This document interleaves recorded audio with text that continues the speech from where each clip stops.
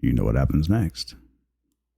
That's right. The first button has been hit. Old Zen snuck in here and swiped it out from in front of everybody. Technically, Orfather had the first post in the channel for this stream, though technically the stream wasn't running. But Zen still got in and claimed the first anyways. That's right. Zen is our Byte Zero. They're going to lead the charge. They're going to show us how to get it done. They're going to scream, yellow, hoot, and have some fun. You know what is time to happen now. That's right. It's that time. It's a weird time. It's Talk Tuesday. That's right. But it's on a Wednesday. What is this madness? All you'll understand as we get in here. But for right now, we're going to talk about our extra special. That's right. Byte Zero, the index, the leader of the party. That would be Miss Zenolin, who's snaked her way in and swiped that button. I think she just likes the party, but that's all right. We're happy to have them lead the party, lead the charge, and get ready, folks, because here we go. Good afternoon, good evening, good morning, and welcome. That's right. It is Talk Tuesday on a Wednesday. Many people have been like, we need a new alliteration. It can't be Talk Tuesday on Wednesday, but it is Talk Tuesday on Wednesday. So Brother Fjord has called it Chin Waggle Wednesday. We've had Words Wednesday as another suggestion one.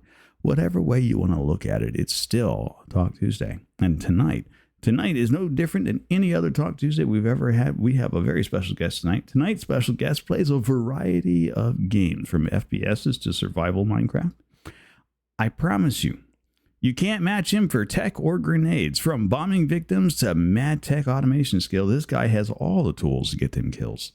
I've seen him declare victory with an SMG and steal it with a stream of nades, found clowning with rocks or. This devious Minecrafter knows how to make a cake and avoid monkeys on a strange little island, presenting for your education in tactics and techniques. That's right, tonight's very special guest, TJC the Man. TJ, welcome to Talk Tuesday. Well, hello there, everybody.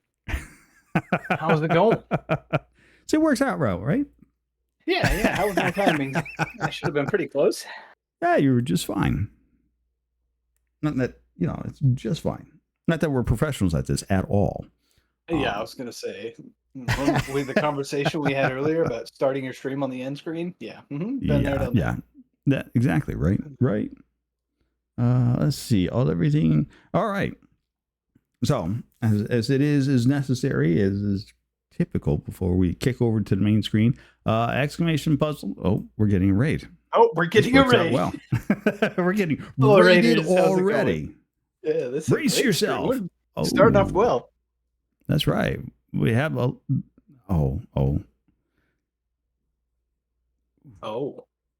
yeah. Nom Zom Babe. You lovely thing.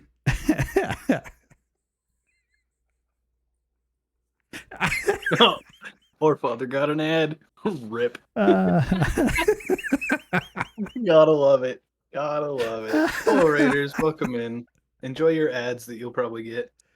I don't think there's maybe not. Maybe my heart jumped like this. Welcome in, and Raiders, welcome in. We are doing our Talk Tuesday on a Wednesday for our special guest tonight, which is TJC the Man. Welcome in. You're just in time as we're just getting started. So we're just now starting to explain the rules and regulations of a Talk Tuesday. Meanwhile, we're going to laugh at Orr for a second because he got stuck in the ads.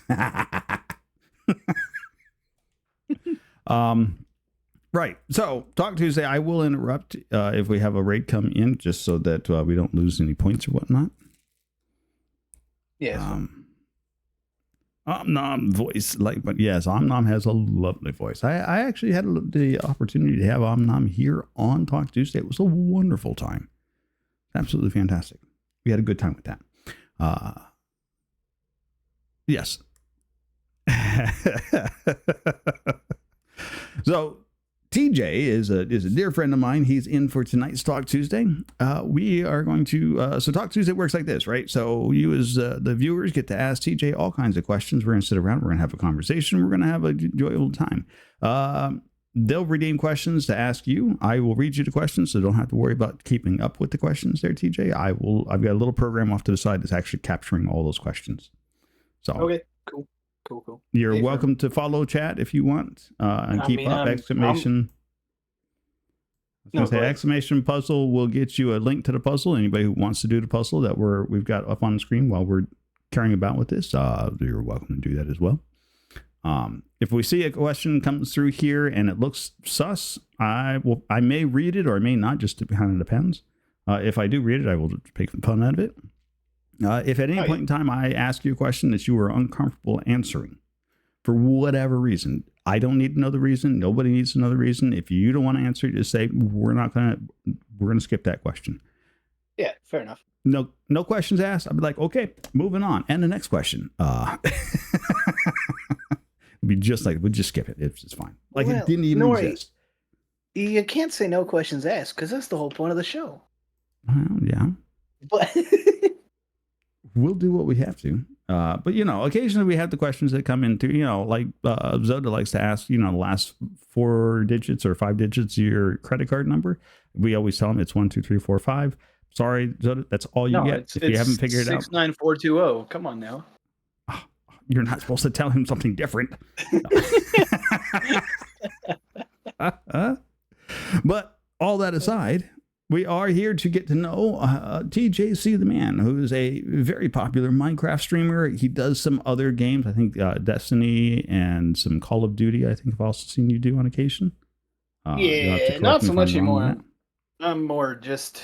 I think I'm gonna focus in on Minecraft's what I'm good at. So might as well do. I don't know. I've seen the grenade kills.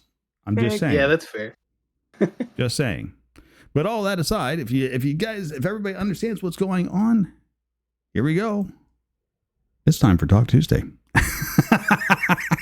On a Wednesday. It'll be all right. I'm going to grab your lunch. I'm going to get you some food. Thank you for bringing in your community to meet our very special guest tonight. And I hope you guys are all in for a good, lovely conversation. Again, you're welcome to hang out, ask whatever questions. There's a little redeem in the channel that will let you ask any questions you want. We have 2 generic questions that we always start out our Talk Tuesday with. Oh, you've got to be kidding me right now with this. Well, okay. Your generic questions aren't working. No. I'm complaining because my headset just went, yeah, you need to swap because you are out of juice. Big sad. Hey, so it wouldn't be a live stream if we didn't have technical difficulties, right? That's how it works. It's fine. I actually am well prepared for this sort of thing. I just have to make one little click and that'll fix it for me and nobody else has to deal with it. Let's go find this. We'll go find this. Where's mine?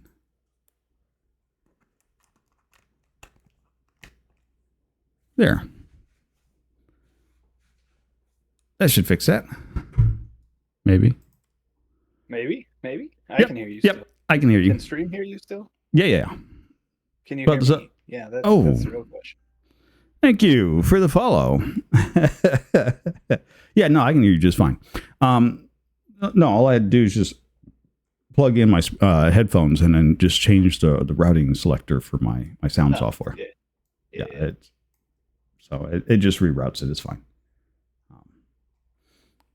But yeah, we have a puzzle. It's up there for anybody if you're looking for something to do while you're listening to this conversation and getting to know our guests. You're welcome to do so. So our first 2 generic questions that we ask in no particular order. We'll start with the very first one. Your first question for this evening. Where does the name TJC the Man come from? Like, why did you settle in on that as your nom de guerre? Okay, so I back in the early days, I started streaming making content back in 2020. I got laid off from my job because COVID, the deal that happened, or that did happen to a lot of people. Mm-hmm. And figured I'd, had a decent internet connection and a decent computer, and I'm always playing video games, so I figured I might as well share with everybody else. And, part of starting that process is picking a handle, a call sign, a nom de guerre, as you put it. And I don't know, I bounce back and forth between a couple of things, but this has kind of been my Discord username and stuff beforehand. And TJC is actually my initials, so that makes it easy. Plus, I go by TJ not only on the internet, but IRL as well.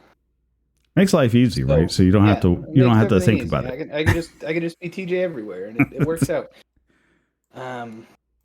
The reason I kept it as TJC the Man is it flows a little better, because TJ the Man just kind of doesn't work, It needed that. I'm going to agree with you, but only just because I've only ever known you as TJC. I don't know that I call you TJ an awful lot, because we dropped the C off there like almost ad nauseum. It's like just a part of it. Well, I prefer that anyway. So, Swift, hello. Keisha, hello. I am in chat as well. Hiya, Squirrel. So, welcome in. Yes, the Squirrel was the first guest we've had on a Talk Tuesday. Number one, huh? First one. Though it was less of a Squirrel interview and more of just Nori and Squirrel trying to figure out what to do on a Talk Tuesday. I guess that's fair. So that was back when I was literally just kind of making stuff up as I went along. But hey, that's the name of the game, isn't it? Sometimes it's fun. Sometimes it is fun. So you kind of actually answered the second question, which is usually what we ask is what got you started streaming. But it sounds like you decided to pick up streaming because you were out of work. Yeah, well, that and like I said, I mean, I spend most of my time on my computer anyway, so I might as well, stream it and make some money out of it. And I don't really care much for the making money side of it anymore. In fact, if you saw my announcement in my Discord server, I turned off ads on my Twitch channel, so no more ads for y'all. I mean, I'm obviously grateful if you want to drop a sub. My man Materia been keeping my channel afloat. But yeah, I mean, I'm just in it to hang out with you guys, really, just to hang out with chat. Streaming's just, it's really more than. I mean, there is some work and some effort, and you got to put time and money and effort into it. But really, it's just hanging out with a bunch of dudes, and dudes and dudettes, whatever. But it's just hanging out with a bunch of good folks on the internet, right? Well, you get the opportunity to meet a whole collection of really fantastic individuals, right? Yeah, yeah. Like I used to do the old MMO back in the day. I say back in the day. It is back in the day. What was that? Yeah, like two decades ago.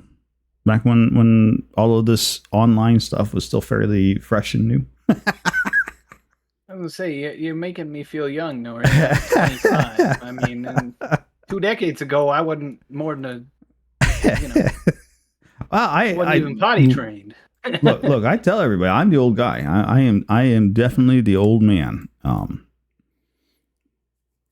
But yeah, back in those days, we used like EverQuest and World of Warcraft like that. That was the big scene. There wasn't YouTube or Twitch or anything else, and so we spent a lot of our time hanging out and getting to meet people through the magic of video games.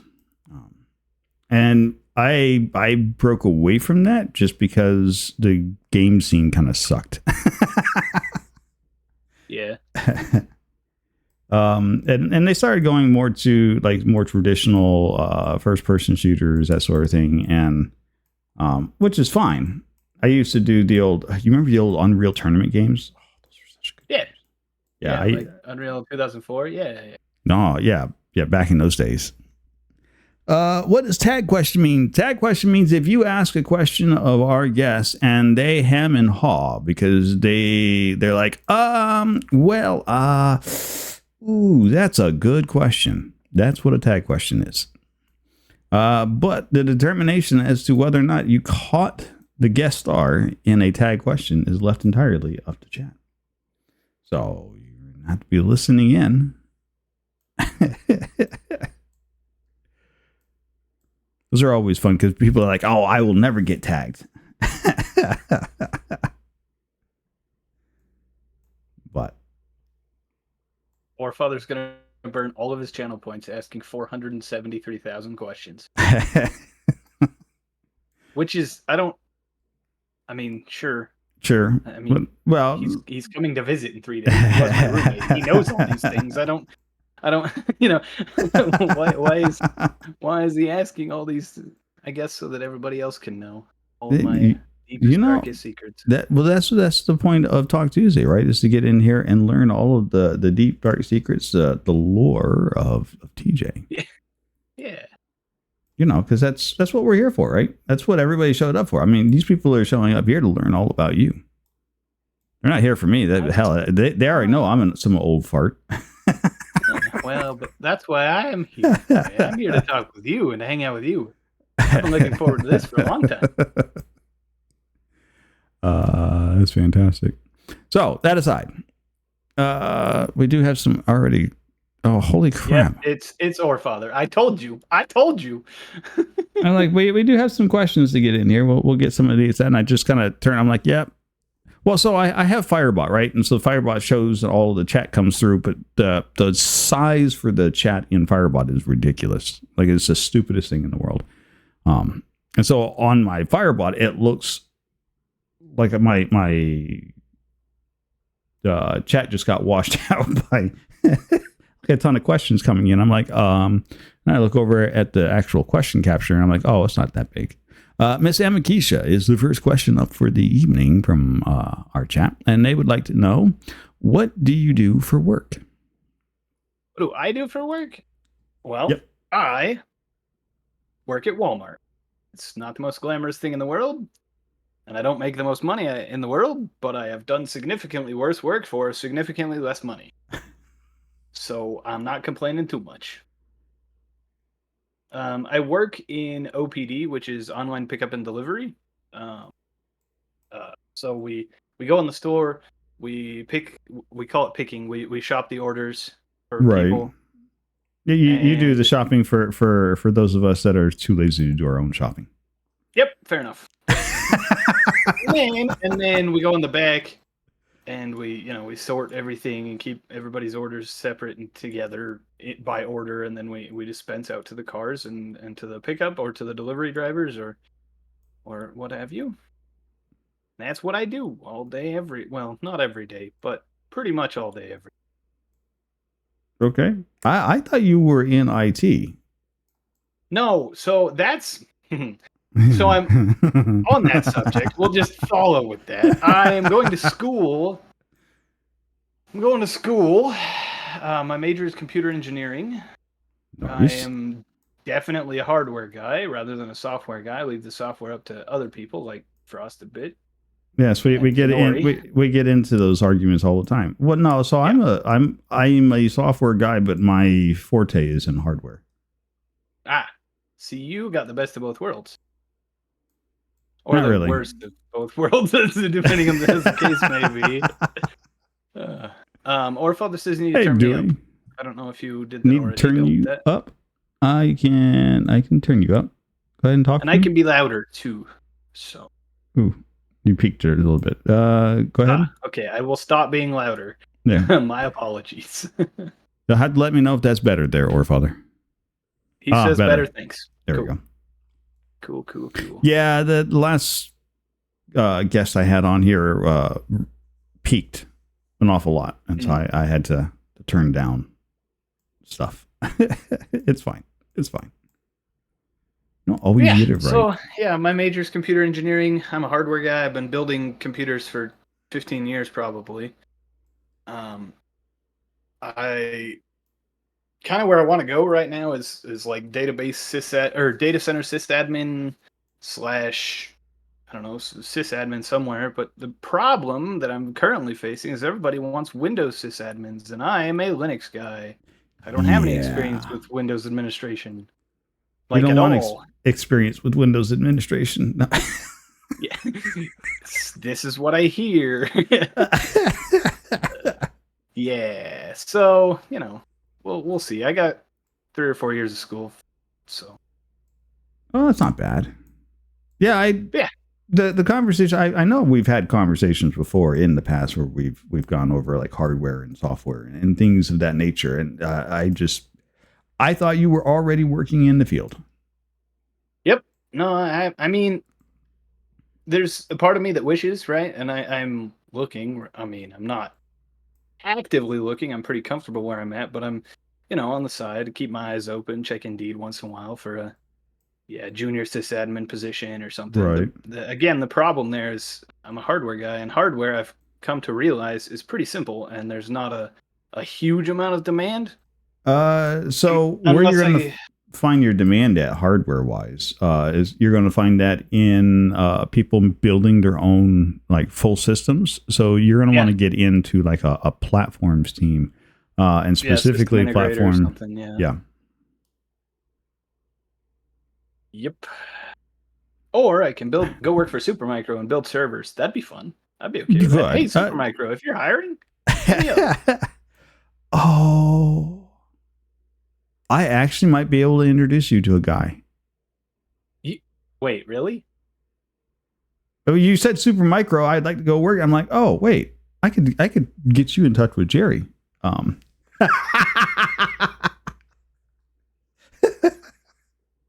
This is why we're friends. No, I'm not milking you for your connections. It's not actually why we're friends. We're friends because we share similar interests. That's all. No, it's fine. It's fine. I'll have to make a note of that so I don't forget. I'll see if I can't find Jerry's number. I'll reach out to him. He's a good guy. You'll like him. Lots of fun. Yeah. The biggest issue is with where I'm at currently is I'm going to school and I don't want to leave. Right? I want to stay here and finish school. So I either need something that's willing to be remote, which kind of difficult to do hardware remotely. So I would suggest in a field like that, if you're going to do hardware remotely, what you want to do is get into like a data center. And then what you'll have to do is manage like the data center networking stuff. Yep. That's where that's where I want to go. Somewhere IT hardware sysadmin, but not Windows. Yeah, something. I don't know. That's all swap, but we'll see resumes, right? Yeah, for real though. For real though. No, I'm just that's what Orfather's in there. Like, hey, anyone else looking for work? Quick, break out the resumes. Let's just do a big resume swap. Yeah. I used to one of the companies I used to work for. I want to say back in the day, but I mean, saying back in the day makes it feel like it was ages ago. It feels ages ago. Like 6 years in this field feels like a lifetime ago. Yeah, that's the other side of it. Is I don't want to get stuck somewhere that I'll end up hating IT and my job, and I don't want to end up with that. Yeah, but yeah, it's fine. It's fine. But yeah, no, it just tech changes so fast. It's true. It's hard to keep up with.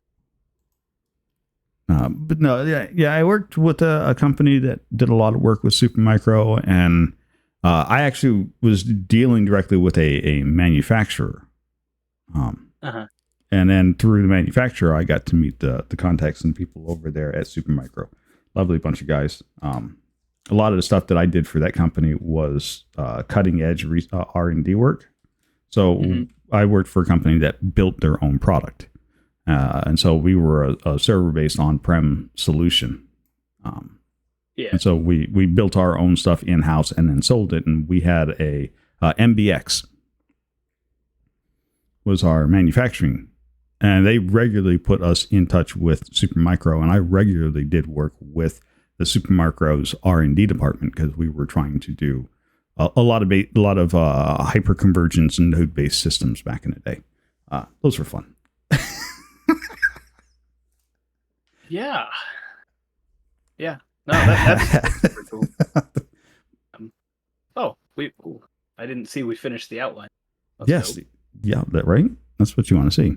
Or Father would like to know, what is your current favorite pizza type? Current favorite pizza? Honey, he's got to make it hard by asking current, because it changes, because pizza changes. Because you can put anything on bread with some sauce and cheese and call it a pizza. Can you call it a pizza, though? I mean, yes. Honestly, can you? Well, so in the oven. But what classifies this as sauce? Like, does it have to be a particular kind of sauce? No. Is white sauce still pizza? Absolutely. You put ranch on it and it'd still be pizza. In fact, probably I'll just, instead of saying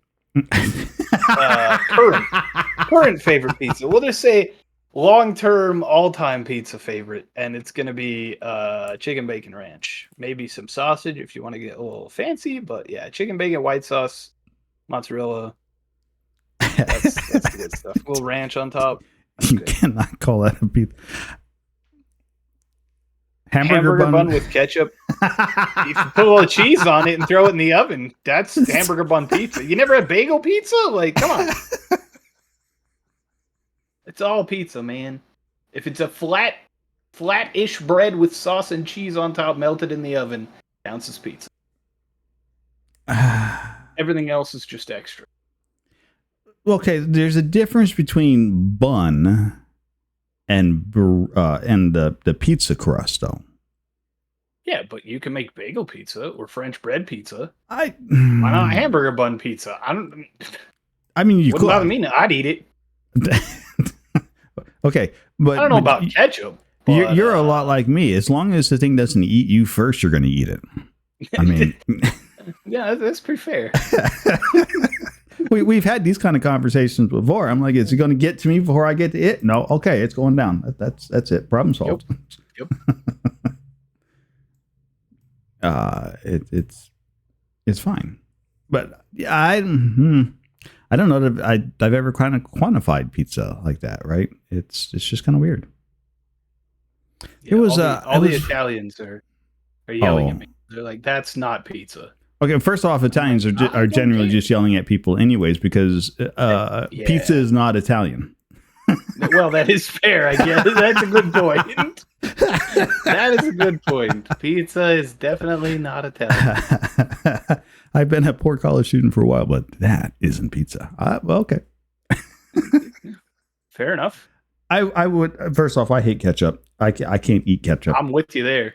Ugh. Okay, it's useful like as a base for barbecue sauce, or no, not at all, not at all. Really? Nope. Really? Don't bring ketchup anywhere near. Not at all. No, you can get plenty of vinegar-based barbecue sauces that are so much better. That's no. Okay. Spoken like a true East Coast boy. No, spoken as a gentleman who had an ex that thought ketchup was its own food group. I see. This is an individual that would make meatloaf, 2-pound meatloaf, and use 128 ounces of ketchup to make the 2-pound meatloaf. We would go to the store and buy 2 64-ounce bottles of ketchup. And that both of those goes into the meatloaf. No. Nope. No. But I understand why cooked. No longer together. You cook it. It comes out of the oven and you slice it and the meat still looks like it's raw. There's that much ketchup in it. That just no. Yeah, no. I'm not okay with this. Can we move on to more questions? Because mayo on pizza, though, I'll eat mayo on just about anything. I really like mayo. So I would be okay with that, depending on what pizza. I would have to pass. We On are the subject of we- pizza, Keisha, we're gonna have to clear that one from the queue, Nori. But Keisha, pineapples do not go on pizza. They go on a grill with some cinnamon sugar. Thank me later. It's the best way to have pineapple. It's so good. They don't go on pizza. No, if you put pineapples on my pizza, I'm throwing it away.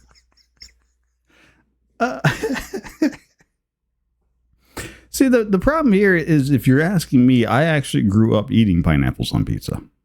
So it doesn't phase me any. Yeah, my mom's favorite pizza is pineapple and black olive.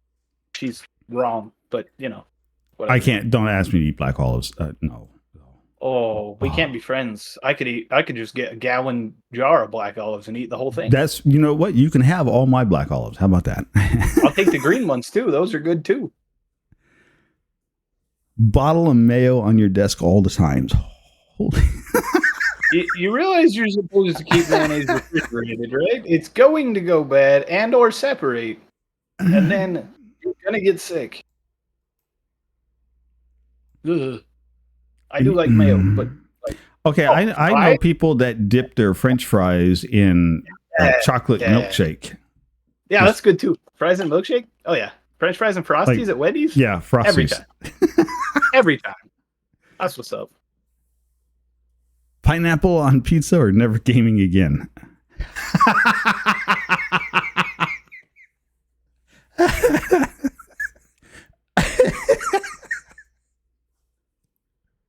Well, since this is my entire personality, I guess I'm going to have to eat the pineapple on the pizza and then throw the rest of the pizza away.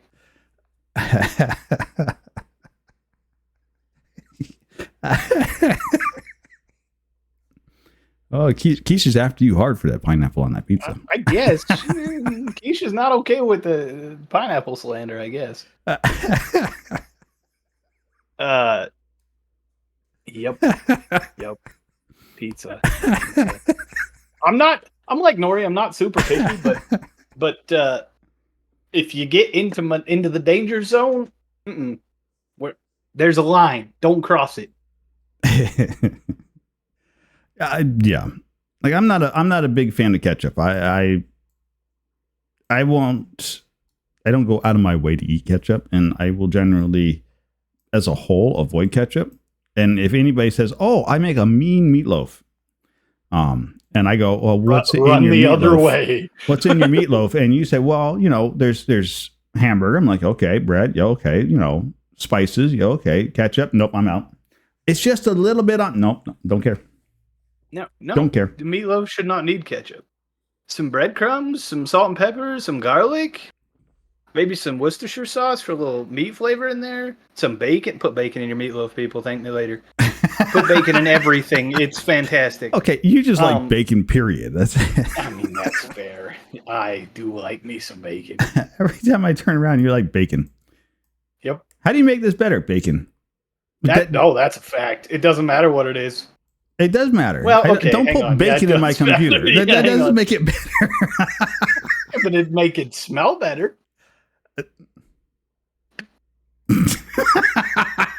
You have no answer because I'm not wrong.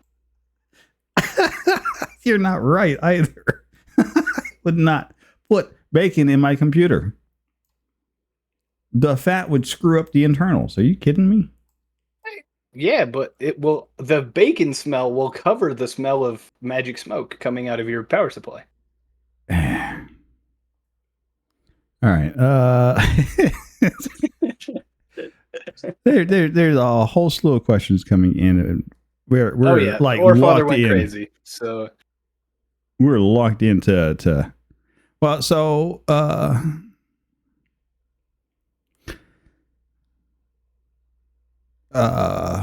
I'm going to butcher this name, but I think it's the Che Nicole. I'm just going to call him Nicole. Wants to know, what's your most memorable streaming experience?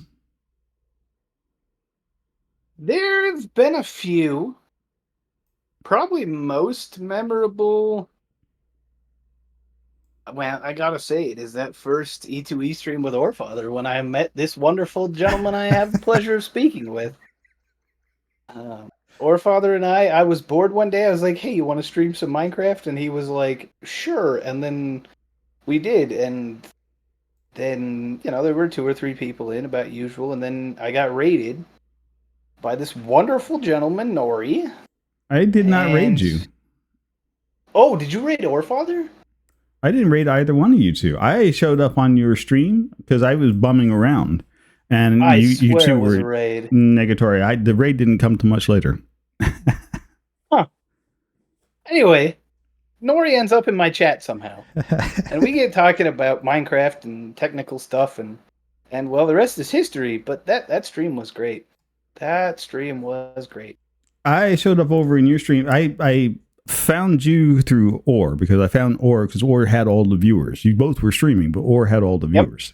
And so Yeah, I was over there in Or's channel initially. And he was yelling, screaming, doing all, but I could hear the extra voice. I'm like, who is that? And he's like, oh, TJ. I'm like, okay, let me go find you. And I popped over into your stream at that point. And that was where we hatched the plan to lava bucket his portal coming back. Yep. And as they say, the rest is history. Yeah, I don't think you guys got rid of me after that. Nope.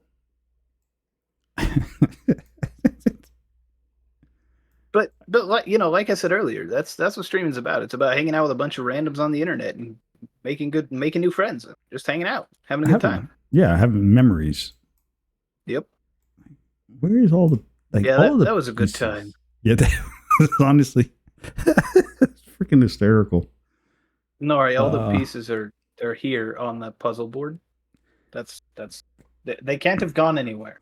Oh, they can. Oh, they can. If you scroll this thing out far enough, you can move those pieces way out into oblivion somewhere. And Zoda likes to. Zoda does that. Zoda will come in here and grab the odd piece and run off with it. Just kneel. Like we're doing right. We're like down to the last piece. Like, where's that last piece at? I can't find it. Or sometimes you can actually stack these things underneath of them or on top of places where you think they should go. And so people will lose it in the map as well. Oh, random people on the internet do make the best friends. It's true. It's true. So if I put all of the pieces one on top of the other one, then Nori will be really irritated. No, I will laugh. You've been around long enough to know I don't get really irritated about anything. I just kind of laugh. Fair. I laugh at everybody. I have reached that age in my life where I just kind of laugh at everything. I'm like, yeah, whatever. It's fine. It's not really that important. It's a good time. Okay. So that's what life's about. If you're not having a good time, it's right? Not worth living. Exactly. If you're not laughing and just enjoying yourself, I mean, you're definitely doing something wrong. Run Rig.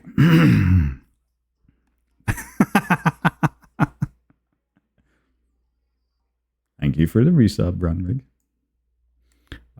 Let's see. Well, Makisha, we've already covered that one. We know he's 25 years of age. He's already so much is admitted to that. Yep. Or Father would like to know how old you want to be. I don't know. I guess as old as I am. Whatever. I'd like to not get any older because when I turn 26, I got to pay for my own health insurance. Oh, yeah. Gotta love the U.S. healthcare system. Oh, don't even get me started on that. Oh, we're not going there. We're not going. I'll wrap it up at 50. So interesting enough, Forefather, if you ask any of the ladies from the regime, they'll tell you life ends at 30. Yeah, that sounds about right. So technically, I'm already a dead dude.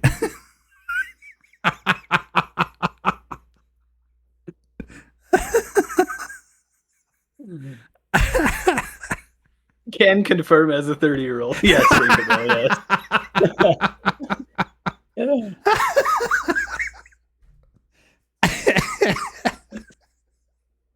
Or father, if you do coke until you're 50, you ain't gonna make it to 50. I'll tell Okay. you that right now. Having talked to Orfather, I happen to know that caffeine is deadly to this man. So when you say coke, I'm going to ask you, are we talking soda coke or are we talking drug coke? Because I think both of them would have the same effect on Orfather. One's just cheaper. Yeah, that's fair. Well, that's why it's coke. It used to have cocaine in it, but not anymore. When they took the cocaine out of coke, that's when the world started going downhill, I think.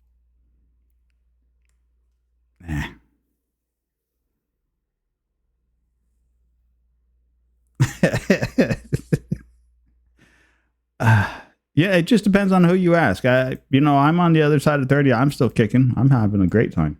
So I don't know what to some tell you. people say life begins or life ends at 30. I'm more you're just getting started.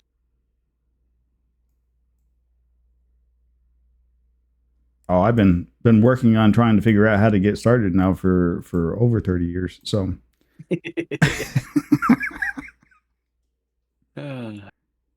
it's fine. It's fine. Let's see. Keisha would like to know, where do you see yourself in 10 years? I try not to look that far ahead, but I don't know. Where would I like to be in 10 years? Rich and not famous. Okay, you can't have both of those. That's not the way that works. That's what I want is rich and not famous. It doesn't work that way. Good God, I would rather never win the lottery. I'll be honest with you.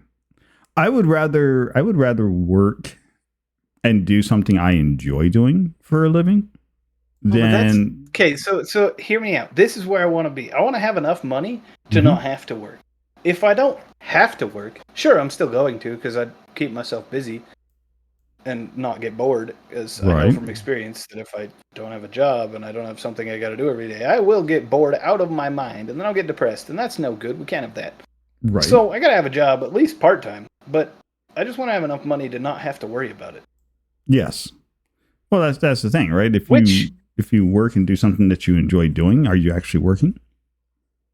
Yes, because turning your enjoyment, your hobbies into your job is how you learn to hate them. Actually, I would argue against that. I'm a software developer. I've always wanted to be a software developer. I like writing software. I like doing the work that I do. It's my hobby. It's my passion. It's my thing I do when I'm not doing anything else. It's never been work. It's always fun. I tell everybody, I get up and I have fun every day. What makes it work is when you have to do it with a bunch of jackasses. There's definitely some of that. Like, I liked what I do for work. I just don't like who I do it with. Like there's the big difference, right? That's true. And a team will make a job. Absolutely. That's probably the biggest reason I'm still where I'm at, is I really like the guys I work with. My management can go suck a dick, but I really like the guys that I work with and the team that I work with. And, I'm in a decent spot. They pay me enough to pay my bills and to pay my rent. And they work with my school hours and my class schedule and everything. And so it's good enough. You're in a good enough spot right now. Yep. Until I get fired. Or I land a sweet gig somewhere. Nicole, I think that's exactly what he's saying. Is he would like to retire in 10 years and have a sugar mama. Yep. That's the ticket, baby. No, that would be more trouble, I think, than it would be worth. I was just sitting there like, I'd be okay to retire in 10 years. That'd be pretty cool. I could see TJ doing that. We're all gathered here to bear witness to the marriage of TJC and his sugar mama. He's going to make certain that she keeps him in Minecraft creative hell for generations to come. No, not creative mode. No, all of the struggle is gone. That's the fun part. No.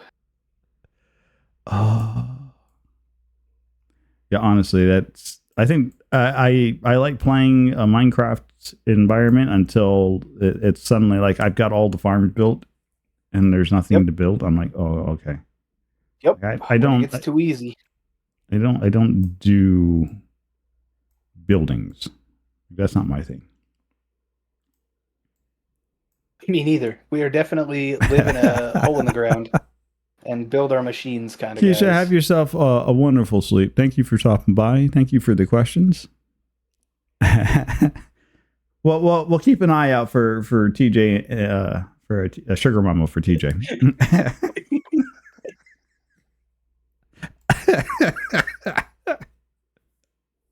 We can only hope. Now, I'm just waiting on Orfather to get rich so he can just share his wealth. Swifty Squirrel would like to know, since she knows you know what it is, fry sauce or ketchup? Well, I think we've answered that question. Ketchup's not good, so clearly fry sauce is the answer. Fry sauce is taking something bad, ketchup, putting it with something good, mayonnaise, and making it better than either of the ingredients. The sum is greater than, or the whole is greater than the sum of its parts, which I think is true in a lot of cases, but especially for fry sauce. Now, hear me out, chat. This is how you win the fry sauce game. You use ranch. What is it with you and ranch? It's just better. Ranch is just mayonnaise with seasoning in it. It's fantastic. You can't go wrong. Yeah, you can.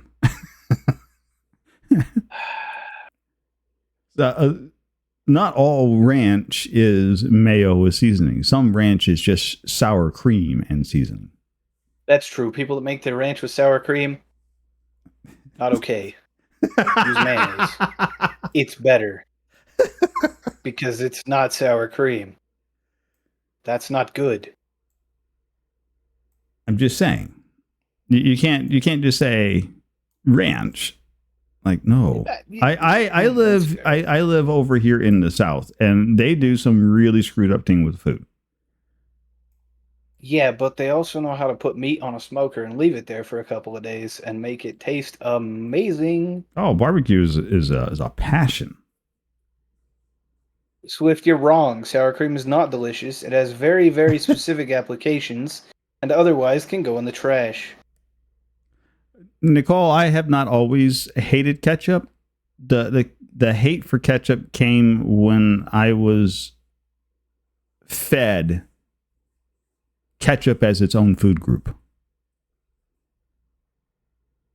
A little bit of, like, I'll eat a hamburger with ketchup on it. That doesn't faze me any. Yeah, same. Do I go out of my way to, like, I'll go to a hamburger place and order a hamburger, and if it comes with ketchup on it, it comes with ketchup on it. I don't ask for them to take the ketchup off. I don't care. I'm just going to eat it. But you definitely didn't ask them to put ketchup on it. No. I'm not going to ask to have ketchup. If they offer me ketchup as a condiment on my table, I'm not going to ask for the ketchup. I'm like, no, I don't need ketchup. I'm good. I'll eat my fries plain. Throw some salt on it. I'm good. Pickle juice on ranch is good stuff. Yeah, pickle juice goes in a lot of things. Pickle juice is good. Pickles, on the other hand, I could take it or leave it. I don't much care for them by themselves, but if you put them on something, say, you go to Chick-fil-A and you get a chicken sandwich. Pickles are fantastic. Pickles are all right. This is just going to be food. That's all we're going to talk about for the next hour and a half. Look, for whatever reason, that's what these streams tend to be, is a lot of food. Like, even my normal streams, it usually ends up me being hungry by the time I'm like halfway through the stream. I'm like, okay, we've done nothing but talk about food nonstop. It's time to eat. Yep. Well, it's because food is divisive. We all have different tastes, and we like and dislike different things, and everybody's different, and that leads to conversation. So, Yeah, there's nothing wrong with that. I actually like eating strange and different things. Like I'll go try ants. I've eaten cat, I've eaten dog, I've eaten snake and shark and turtles and Well, I've had any of those. I've had some weird stuff. Gator's not ants. bad. Gator's not bad. I don't know about ants. That'd be a little crunchy, I think. They have absolutely no flavor. In fact, the flavor you get from eating an ant comes from whatever they cook it. So like salted ants or whatnot. I think it's like eating. I almost kind of equate it to eating like peanuts. It's just crunchy peanuts.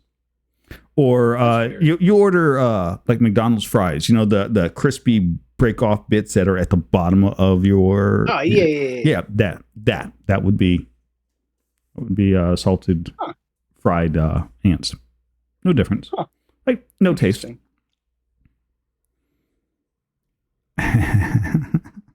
Interesting.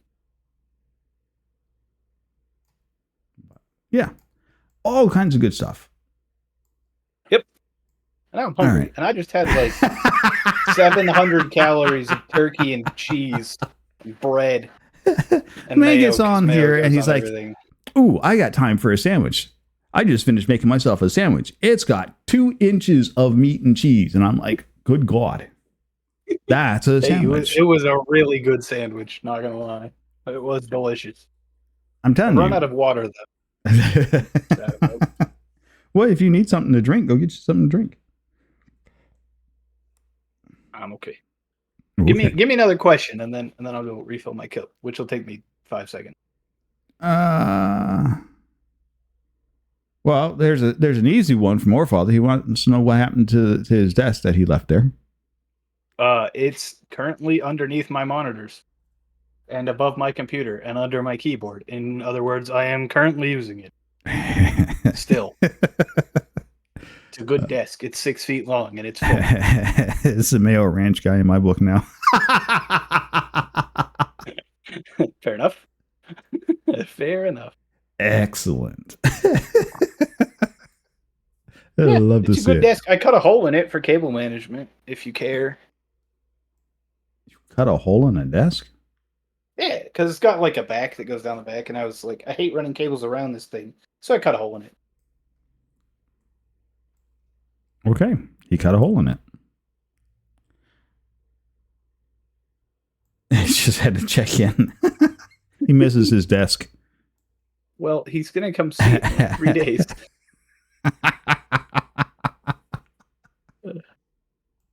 How long have you in Orfather been friends?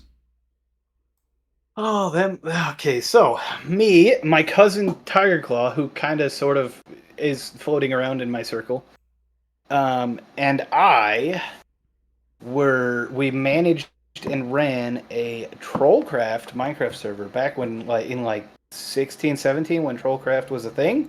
Yep. From, you remember that series that Sparkles and Sunday and Craner did back in like 16, I think it was. Anyway, so we were the only ones that had a functioning mod pack on the Technic launcher because we found somewhere to host it that wouldn't rate limit us because everybody was using Dropbox, and Dropbox rate limited you.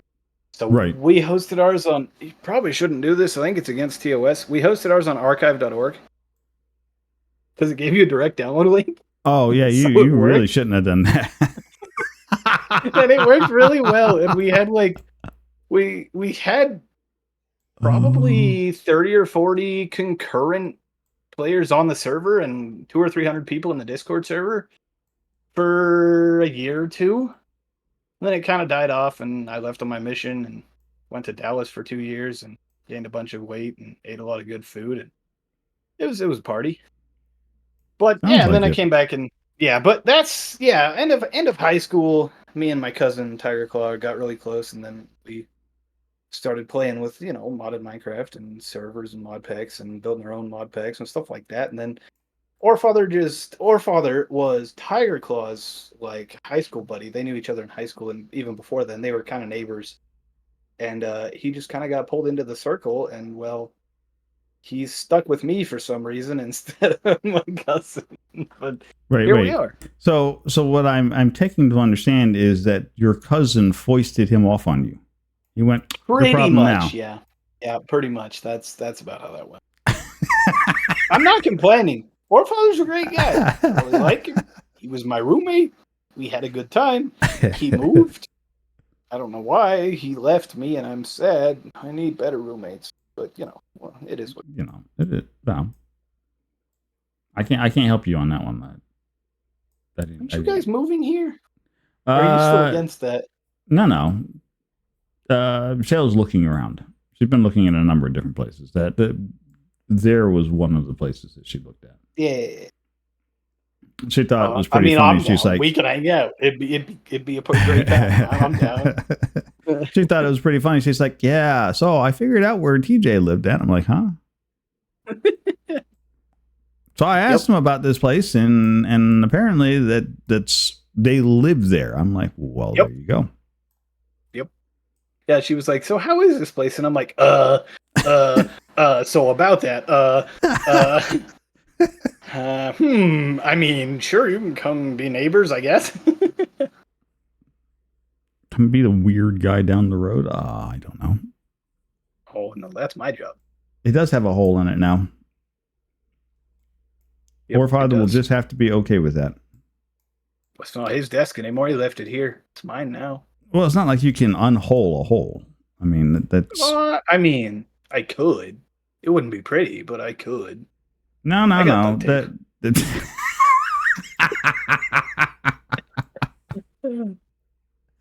I was going to say, no, there is no undo button for drill marks. I'm sorry.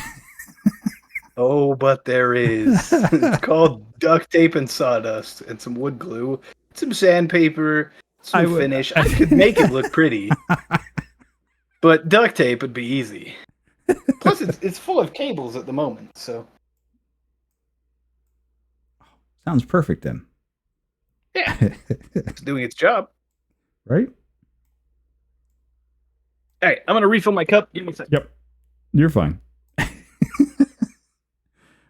While he's out and about, I'm going to remind you all of the fantastic individual you're currently talking with tonight, who is TJC the man. Hang on a second. Let me find my way over here. We'll do it this way. We'll do the standard Twitch one. There we go. So, if that heart isn't lit up in the corner, what are you doing with life? You should absolutely have that little heart lit up there and be checking out this guy when he goes live. If you want to know more about his fascination with mayonnaise, or you're just looking for a good recipe, here you go. I don't think this hole is a real pretty one to begin with, as something tells me it wasn't a top tier job. I wouldn't know. I don't know what the shape of the hole was before he started. I don't know what the shape of the hole is after he completed the operation. In fact, I'm not even certain if the shape of the hole was even properly sized. I would like to state for the record that this hole is perfectly circular. It was built using a hole saw, and that's as far as it went. So it's a solid B tier hole. It's a solid B tier hole. But it's circular. I didn't just hack it out with a sawzall or something. Well, you were much nicer than I would have done then. Because I absolutely would have been like, you want a hole where? And here's my, I will punch 4 small holes and then take a sawzall and cut a square out. Well, I mean, that's my version of a hole. I used a hole saw. It is round. It is not sandpapered whatsoever. Probably ruining my cables, but it's fine. Put some cable sleeves on. It'll be all right. Nah, just get new cables. Cables are cheap. And it's like plywood anyway. It's fine. I would put cable protectors on. Cables are cheap, yes, until you realize that you don't have one of those and your local shop down Nori. the road doesn't carry one of Nori. those cables? Nori, you doubt me and my cable drawer.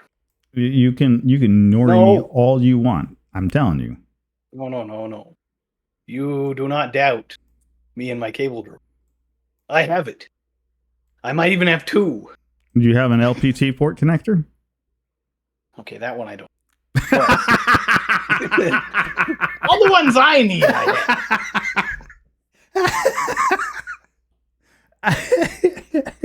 I definitely have a C13 power cable, or 6 or 12 or 47.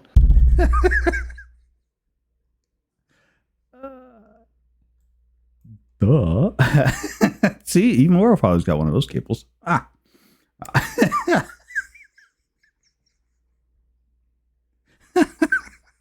I don't have an IDE disk drive ribbon cable. Actually, I might.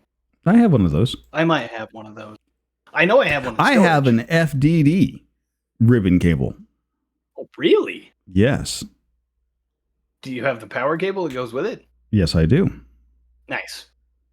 I also have I have both the FDD untwisted and the twisted FDD. 3.5 or 8 1/4? Both. Nice. Or sorry, 5 1/4. 8 and what was the really big one? Was 8.5 or something? So no, there was 3.5, 5 1/4, and then 19 are the big floppies. Oh, the really big ones. Yes. the truly floppy. All those all those things are definitely floppy. And then before that, it was reel to reel. Yep. I'm not quite that old, but I definitely had a floppy disk at one point and a drive to put it in a system that ran it. You know, yeah, we're next. Moving on. You're gonna age yourself, Nori.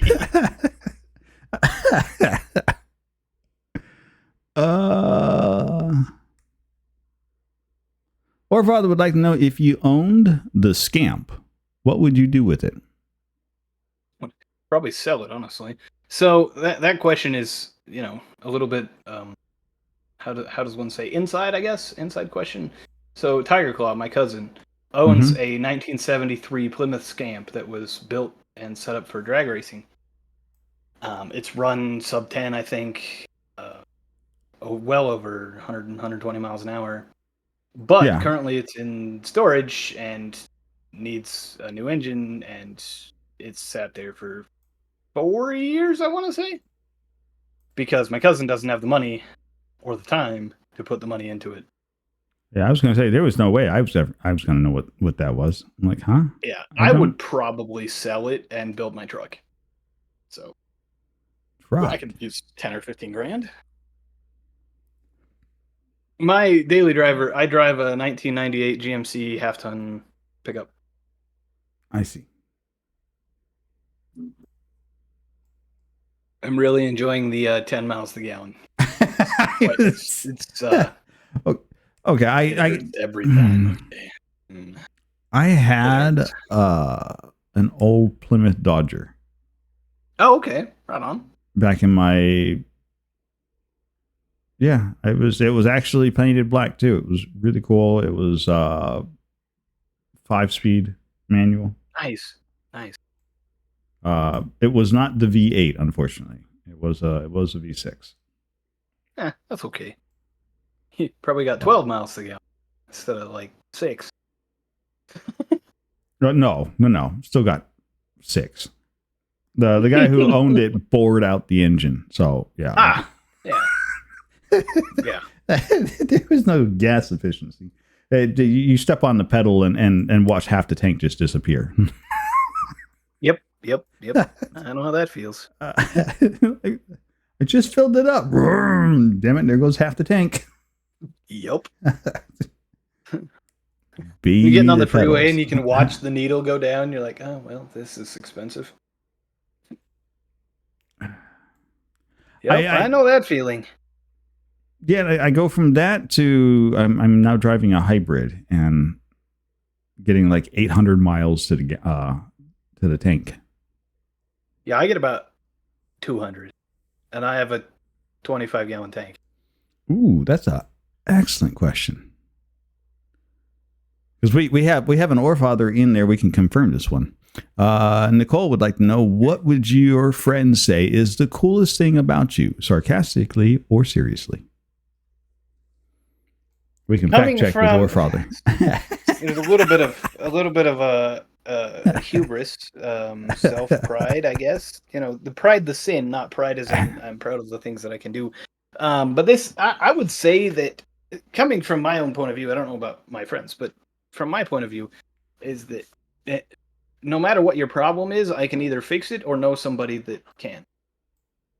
So, I mean, obviously I'm engineering focused, I'm very technical, and I love taking stuff apart, so I know how a lot of stuff goes together because I took it apart. So, you know, you got issues, call me. I'll see what I can do. And even if you don't have issues, call him. I mean, there's that. Yeah. That's really it. I'm a semi-professional tinkerer. Not professional yet. I don't have a degree. I've got a degree. It's overrated. Yeah, well, I don't have any certs either. Okay, I need to go get my A+. Work in progress. I tell you honestly, I had my A+. I let that thing lapse. It was the most useless certificate I've ever gotten. Well, and even more so nowadays, it's a little out of date. But I think it was out of date when I got it. Yeah. I'm sorry. I could probably walk into a testing center and get the certification. I wouldn't. I mean, they're like, "Oh, you need your A+," and the questions they ask you on the A+ is, you close the lid to the laptop, and then you notice that the screen is getting scratched. Do you A, replace the screen, B, rip out the keyboard, C, replace the power cable, or D, check the little rubber grommets to make certain that they're not worn out?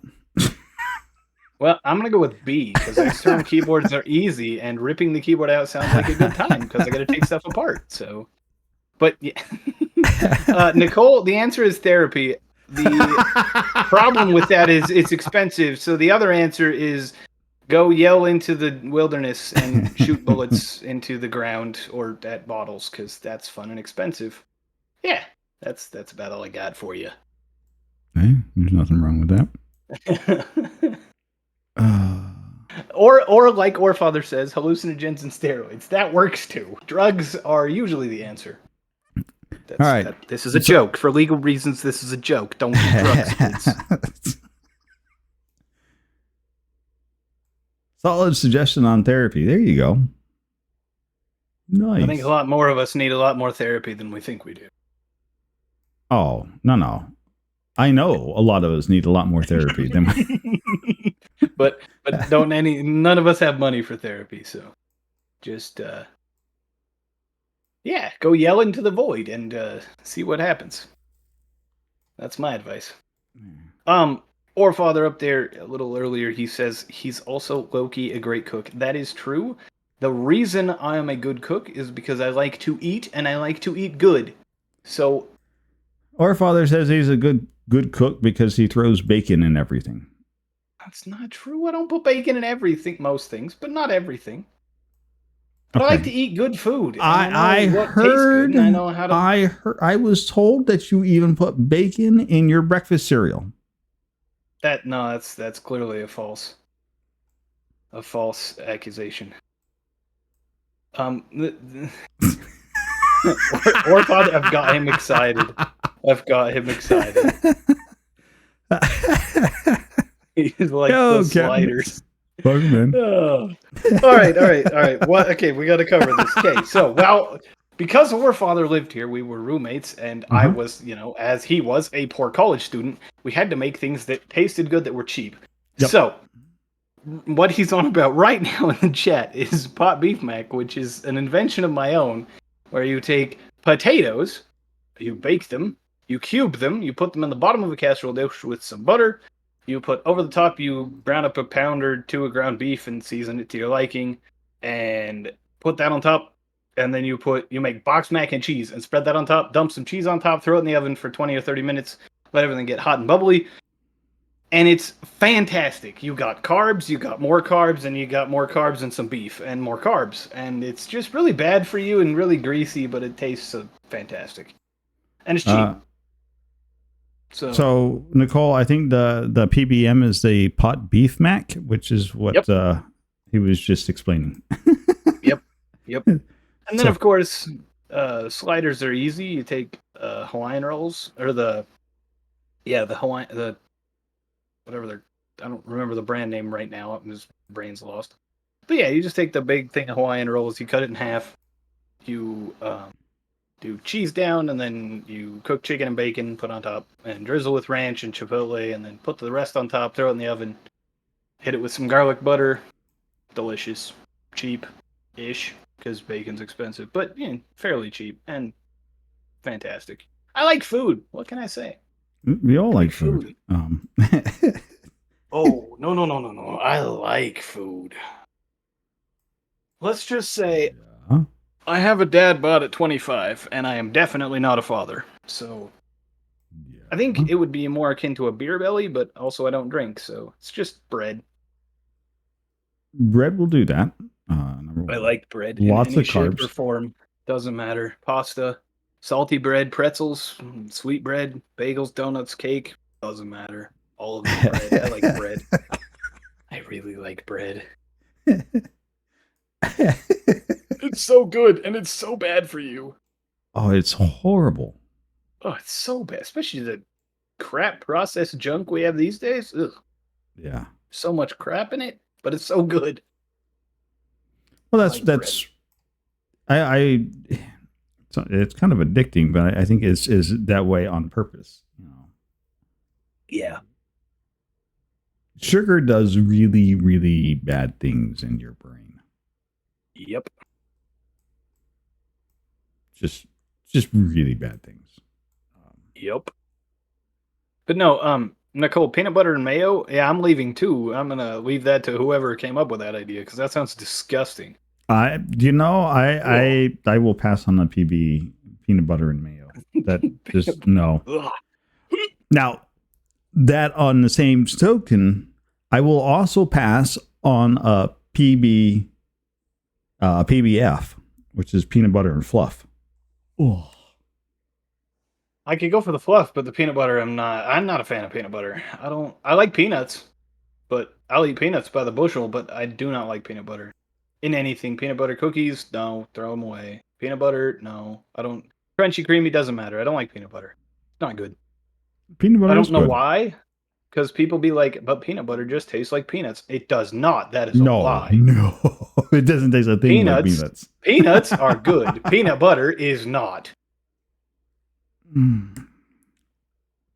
I will argue with you on that one, but that's only because I had to. So I was hypoglycemic when I was younger. My diabetes is kind of leveled out, so I'm no longer hypoglycemic, but I'm not hyperglycemic. And so as long as I pay attention to my diet, I won't slip in the other direction.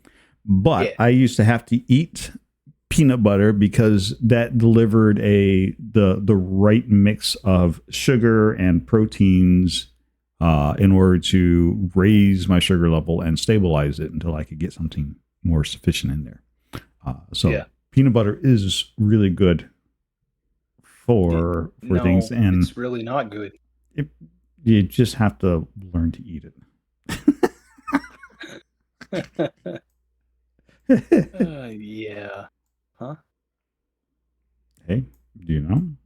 I'm not saying you have to learn to eat it. I've learned to eat it. It was part of my diet. It was how I kept from having massive headaches. Tell you, if you got a choice between massive headaches or eating some peanut butter, I eat the peanut butter. Nope. Take the massive headache and take 5 ibuprofen. You'll be fine. No, the ibuprofen doesn't touch it. That's rough. It's not. It's the migraine headache is not because of blood flow, which is what the ibuprofen and whatnot help with. It's ibuprofen and that they're anti-inflammatories. Yeah. This is not caused from anti-inflammatory. This is caused from lack of sugar in your bloodstream. Like no amount of ibuprofen is ever going to fix that. Unless you dip it in chocolate first. No. Or Father, a bushel is a unit of measurement. I don't exactly know how much it is, but it's a good bit. It's of peanuts. It's probably 10 or 15 pounds. Yeah, a lot of peanuts. a lot of peanuts. Yeah, it's a measurement in volume, not in weight, but depends on the produce. Measurement system. No, the produce. Well, really? Yes. A bushel of corn is measured differently because a bushel of corn is actually done based on corn extracted from an acre. Oh, yeah, that's fair. Versus a bushel of peanuts, it's still technically the amount of peanuts extracted by an acre, but it's how a bushel of your corn. Or Father just getting violent in chat. That's fine. That's fine. Yeah, such is life. Ms. Emakisha says, you leave a lot of advice. What is the best advice that you have gotten? Best advice that I have got.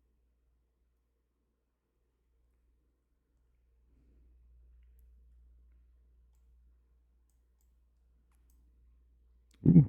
That's hard. That's because it's very general. It's very open ended, right? So I mean, I don't know about the best advice I've gotten. There you go. Probably there's a tag something question. Along. Yeah, that's a tag question.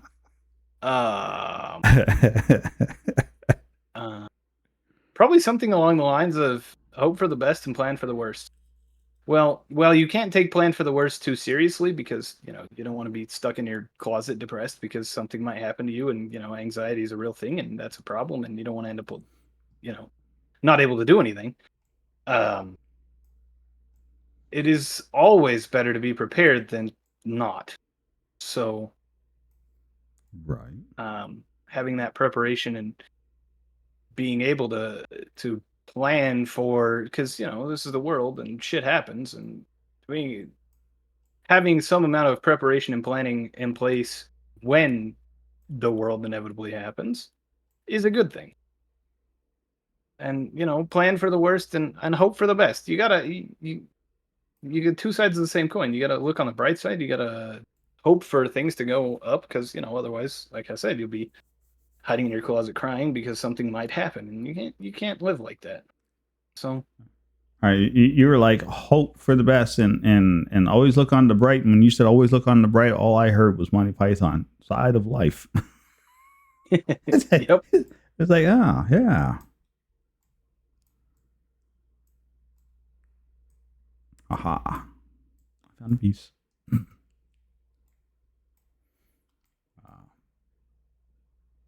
Advice is, I don't know. Advice is interesting though, right? So if you stop and think about it for a second, right? Advice is nothing more than a shared experience. Yeah. That's and ultimately it's up to the person receiving the advice as to what it is that they do with said advice that they get. And so not everybody takes the advice as it was meant to be. A lot of times, sometimes that advice is fine.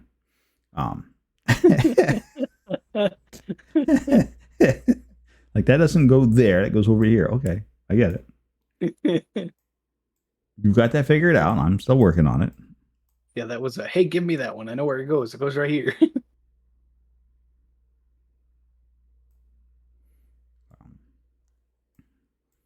But honestly, the bit of what I always found interesting is there was an old gentleman I used to work with who would say, and I quote, "Advice is like assholes. Everybody's got one, and most of them stink." Mm-hmm. Yep, I think that's more along the lines of opinions rather than advice. But No, he always had a piece of advice. And he would always follow it up with, "Yep." Yep. Well, I mean, he's not wrong. But this was also the same guy that He was in his 60s when I was dealing with him, and he rode a motorcycle every day and had one leg. Oh, neat. Sounds like a cool guy. He was a sales guy. He would sell anything to anybody. It was actually rather impressive. Nice. But I find this, what I find interesting is how much people's advice, suggestions and things like that they make is based on and is heavily colored by their own influences. And not everybody views the world the same way. Obviously, we would like to be able to make certain, obviously you'd like to presuppose that certain things are true, no matter who we are, race, creed, whatever. A ball is still a ball. There are some general things that we can go, yes, fair to say that this exactly exists the way it does, and this is the way it's always going to exist, and we'll accept that as a truth, even though flat earthers would argue otherwise with you.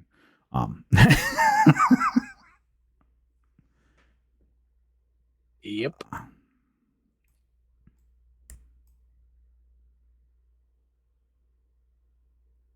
Eleanor, your calendar is not incorrect. Today's Talk Tuesday is being delivered on a Wednesday.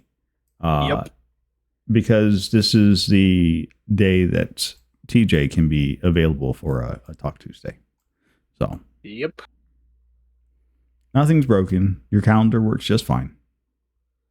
I mean, we assume that it works just fine. It could be broken. It could be. It very well could be. Hot dog Earth is the thing now. That's fair. Yeah. Nom, have yourself a wonderful evening. Thank you for bringing your community and your and rating in over here. We appreciate it. Have yourself a fantastic day.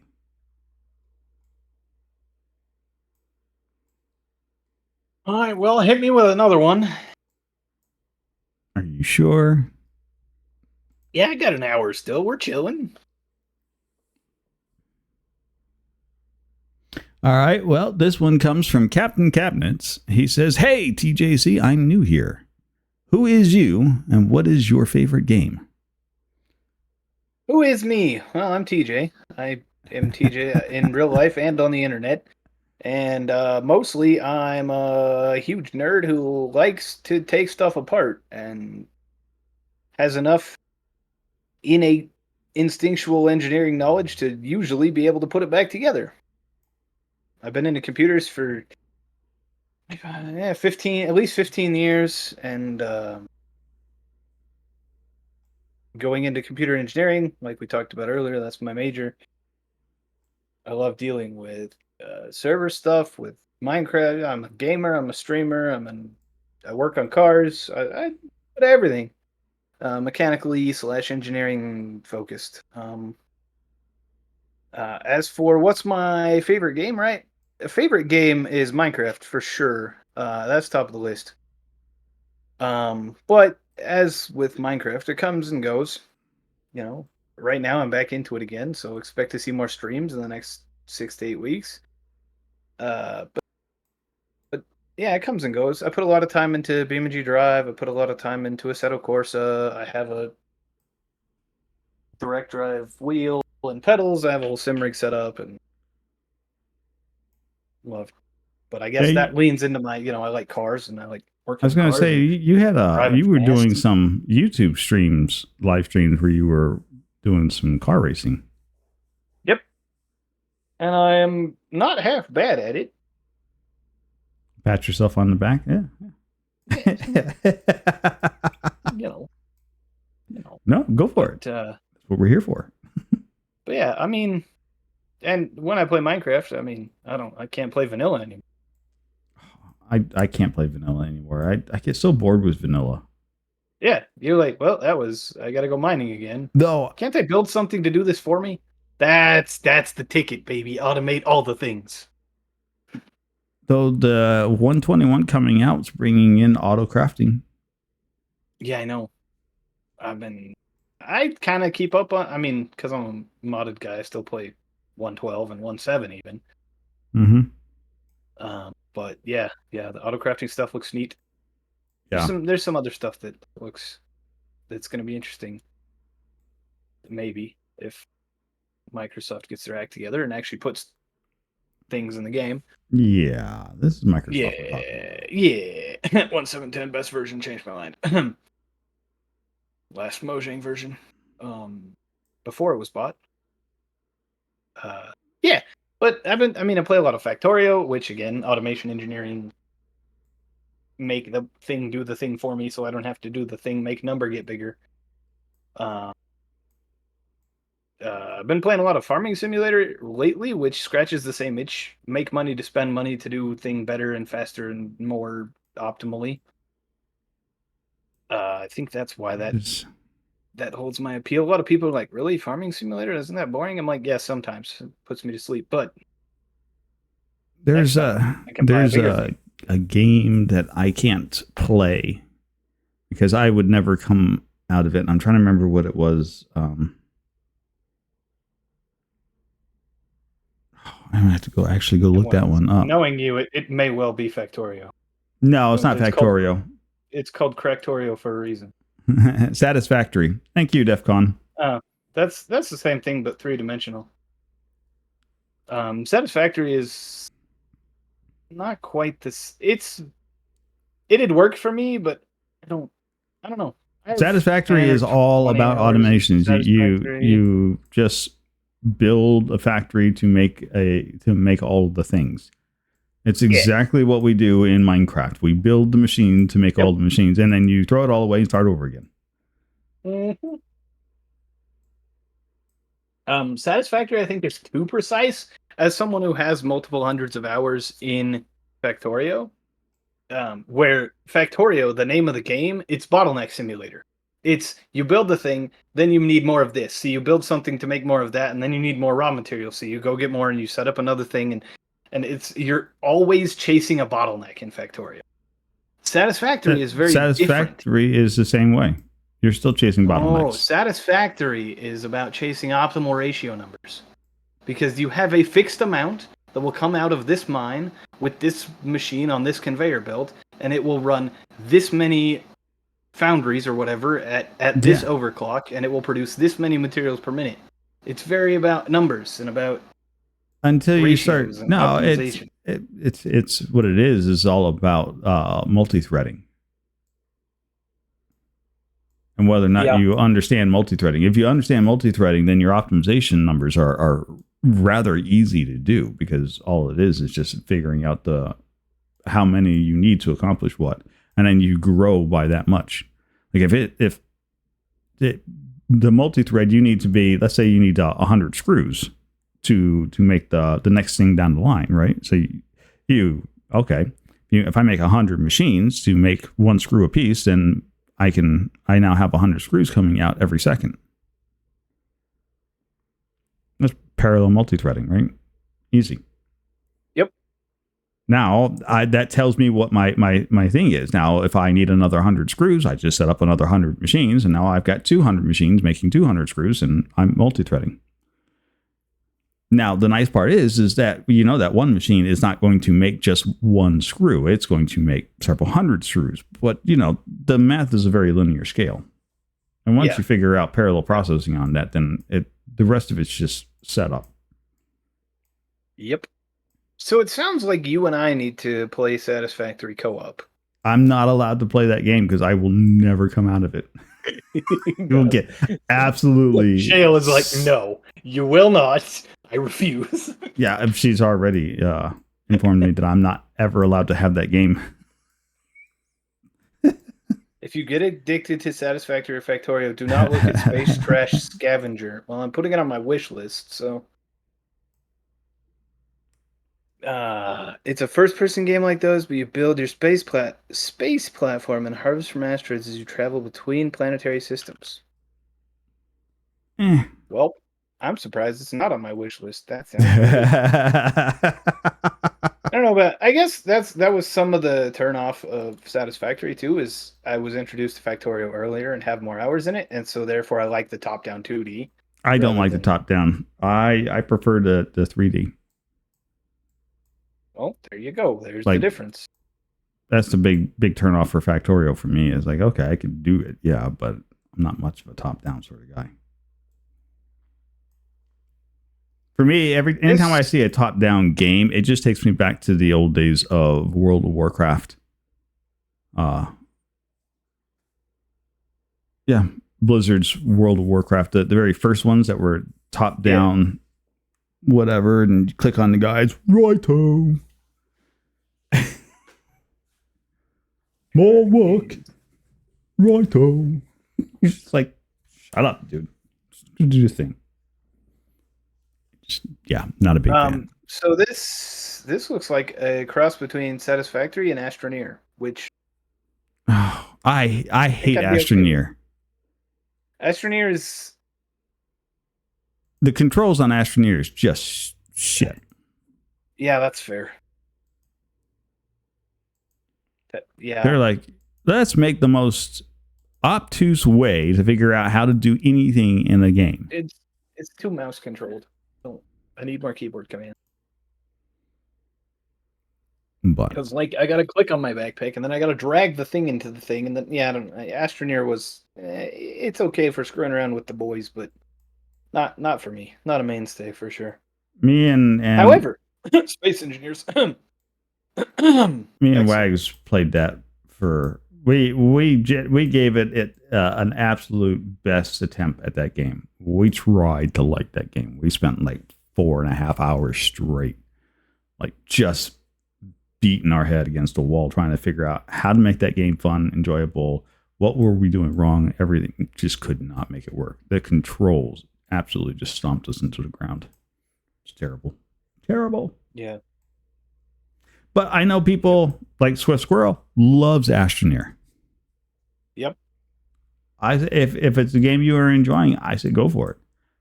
Yep. I tried. On the subject of, I think Wags returned his copy of it. I still have Astroneer. Like, it's still in my library. I could boot it up and play it. But I can't get past the... Yep. On the subject of Swift and games that don't work for me but clearly work for other people, I'm not that into Valheim. Yeah, you gave it a good run there for a few times. I gave it a good whack. I put 6 or 7 hours into it, but it just doesn't work for me. It's a little too, I don't know. It's a little, I don't really know. It doesn't work for me. But hey, if you like it, right? Good on you. Glad somebody does. Right. Well, and I'm actually building. That reminds me, I should get you access to the server. So we have a physical hosted server in a data center now. Ooh. Real hardware in a data center. We're running the Minecraft server on, and we just loaded Valheim up there, and so I'm gonna push out Denmark Season 3 here very shortly. It's gonna go live. But if you're looking for a Linuxy sort of platform to play around on and whatnot, there's still some space on there. Oh, I've got plenty of that myself. Don't you worry about that. Salty. I have in the room with me a Lenovo ThinkStation, I think. No, it's a P700 workstation with twin 10-core Xeons and 120 gigs of RAM and Proxmox, and I'm running 3 VMs and Minecraft servers. I mean, I'm running the server that Orfather and I are playing on. Yeah, I'm good for a Linux box. Good there. But thanks, I appreciate it. Yeah, well, good deal. Yeah, that's fine. Yeah, the server's still up and running, Elknor. We haven't dumped it off. In fact, I was on there earlier this week doing some work. Yep. I've got a base now that I literally have. It pumps out colored smoke. It's making soy sauce. I'm making soy sauce for Duzukino's Thai sushi sales. Yeah, that's cool. I need to get back on there and put some serious hours into the server. The problem is I end up doing 3 or 4 different Minecraft things, and then none of them get very far. So, Yeah, that's fine. DEF CON, have you tried Hard Space Shipbreaker? It's on my wish list. I keep waiting for it to go on a better sale than it has, but I'm definitely interested. In fact, I may pick it up on Oh, my PlayStation and Shipbreaker. play it and look at it. Yeah. Yeah, Wags played that one. I've watched a few people play that one. It looks like it would be fun. A bit monotonous. Well, I could see that, but it's Oh, there's definitely yeah. an inch to be scratched there if you're big into like just ripping stuff apart. Yeah. Oh Yep. yeah. That'll scratch that itch all day long and then some. Yeah. I could see it getting a bit repetitive, but hey, that's okay. For me, if something starts to get repetitive, it better be something I can automate so I don't have to deal with it anymore. You and we are very much the same person. What? Unscrew that screw a million times? Right. Give me a robot arm and I will fix it. So I only have to do that once. Yep. I will spend 14 hours trying to figure out how to write a piece of software to do the thing so I don't have to do it. Uh-huh. Yeah, tell me about it. Uh-huh. Yeah, Swift, that's where I'd be in it. I'd be in it for the shit, stuff's gonna blow up, boom. Yeah, that's where I'd be in it for. Is the oops, I broke something and now it exploded and now I got that'd be fun. Yeah, I've looked into Hard Space. I someday. There you go. It's funny. See, I can get Hard Space Shipbreaker on sale for $13.99, or if I buy it with the bundle with Space Engineers, which I have 200 hours in, it's an excellent game. Please play Space Engineers. It's janky and it needs fixed, and their multiplayers won't run on anything older than like Ryzen 2nd Gen, which is really stupid. But anyway, it's phenomenal. Play Space Engineers, dude. I cannot get freaking Space Engineer server to run stably to save my life. A, it only runs on Windows because reasons. B, whenever I don't know if it's just really old spaghetti code and it's badly multi-threaded or what, but you get in the server and it'll work, and then it feels on your client end, it feels like ping lag, like network latency issues. Right. But what happens is on the server, it pegs one thread to 101% and just massive stutters. And then it does it every 30 seconds to a minute, and I don't understand why. And I've tried it on. I actually might know what's causing that. That's actually an easy fix. I would need to see the server and check the flow of and check the stack at that point. But if it's what I think it is, that's actually an easy fix. Well, it's a stupid fix too. It's run it on my desktop machine because I have a 5700X and that all day long forever, and that's what I was doing for a while. There you go. Thanks to the magic of playit.gg, I can run a server behind my client-separated CGNet Wi-Fi dorm room internet. I want my own network stack, but I'm poor. Yeah. Oh, baby, give me a router I can port forward. That'll make me happy.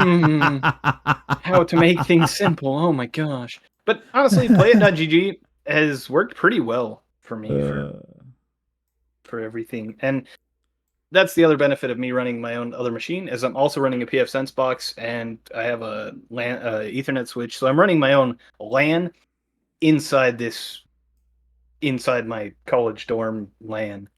I'm stealing as long as you're not like, hey, look, here's how you get really fast internet. Let's hook a router behind a router behind a router, and look, I got triple the speed now because I've got 3 routers doing the work for me. I wish that worked. No, I actually have about half the speed that I get over Wi-Fi. So the way I'm doing it is I'm using a Wi-Fi card in my pfSense box as WAN connected to my college Wi-Fi. So that's it is a router behind a router, which is janky, but it works. And I have internet access to all my local Ethernet hardwire network. Janky hack, mate. Hey, if it's stupid but it works, it ain't stupid. These are the words I live by.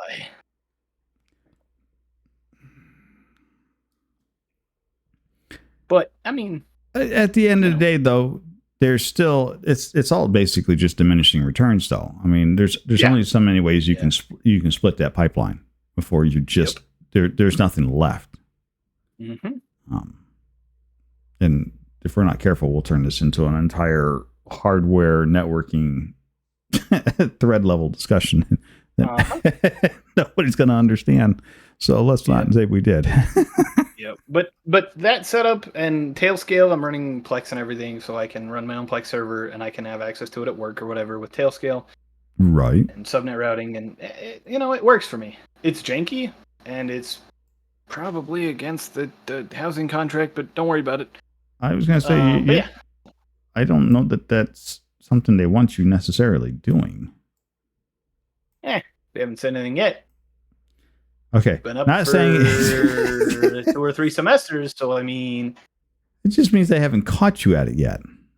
You're not pulling it. Well, I'm not being obvious about it either. Got a box in the corner. I've got 4 computers in here, not counting my pfSense box.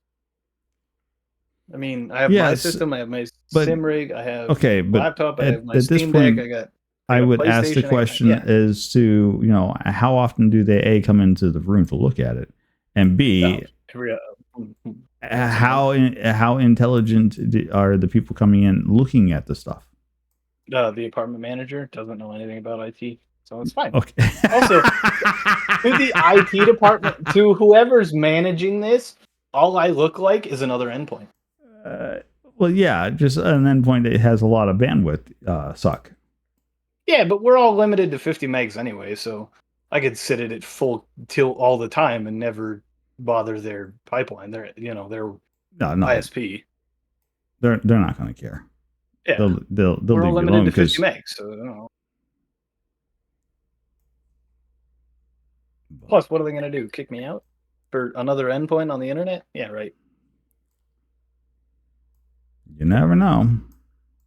Actually, what I'm surprised at, and I'm still waiting on them to do it, is I'm waiting for them finally to come up with the thought of that internet is a utility and turn it into a utility, and at which point then I expect them to start metering data usage. Like, that's going to be a thing. But here's the thing: we're past that. We went from having to pay for data usage to you have unlimited data usage. We're not going to go back. Yeah, we will.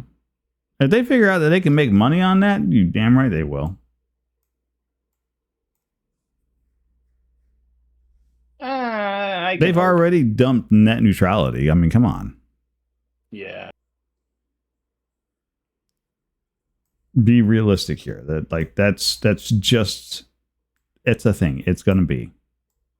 And it's just going to suck. I mean, it's the enshittification of everything, right? Happening into everything.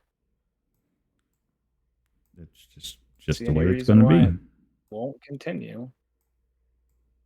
But that aside, Eliknor would like to know: donuts, cream filled or Long John? Can I not get both? Like, can I get a cream filled maple Long John? And then, like, maybe some powdered raspberry filled on the side. And then, like, I don't know, some Krispy Kreme originals, like, for dessert. I mean, donuts are good. All of them, any of them. I was going to say, you mentioned donuts. That's got everything you want. That's sugar, that's carbs, that's sugar, that's carbs. It's sweet bread. It's another bread. I like all the breads. If you put sugar on it, it gets better. I mean, it's not the bacon donuts. Those are not good. Tried them, not. You'd think that'd be good. Bacon and maple syrup, good combination. Bacon and maple syrup and donut, yeah. Really? No one. See, I would have thought that would have worked really well, especially since I thought so too, and then I tried it. Not good. Not good. Don't do it. Save yourself the trouble. See, and I'm used to people going like, oh, what you do, slap some waffles, some bacon, some syrups, roll that thing on up, put a piece of fried chicken in the middle of that. Good eating. I'm 100% there. All day, every day. That sounds amazing. Just don't put bacon on my donuts. Oh, chicken and waffles. Oh, I want chicken and waffles now. That sounds really good right Just welcome to the stream. We're going to talk about food almost nonstop. That's Yep. what Food, people like. food to and do. food and networking. Miss Country Donuts on 5 Mile. Yum. I don't know that I ever went to the Country Donuts on 5 Mile when I lived there, Swift, but I know what you're talking about. Have I not had? Yeah, I have had the bacon maple donuts, and they're not good. You ruined the perfectly good maple donut by putting bacon on top of it. Ugh. Which is, again, weird, because bacon and maple syrup, that goes together. That's a good thing. I'm okay with that. In fact, I prefer that. If I have maple syrup, I'm going to put it on the bacon. But, yeah, no. Not with the donut. It doesn't work. I don't know. Maybe it's the wrong bacon. I don't know. Bacon's bacon? You say bacon's bacon. Okay, that's fair. That is fair. There's good bacon and there's cheap bacon. They are not the same thing. They're not. Well, there's good bacon, there's cheap bacon, then there's fake bacon. Oh yeah, well we don't talk about turkey bacon, okay? Who's talking about turkey bacon? That is fake bacon. No. Oh yes. No. Fake you mean real soybean, fake bacon? Vegan bacon. That's fake bacon. No, Country Donuts got bought out about 10 years ago by an Egyptian family. So they serve donuts in the morning and shawarma and gyros for lunch. I'm moving back to Meridian, ladies and gentlemen. We're going back. That sounds fantastic. There's a place here that is most of the reason Orfather's coming up next week or this weekend. There's a place here that does curry pizza.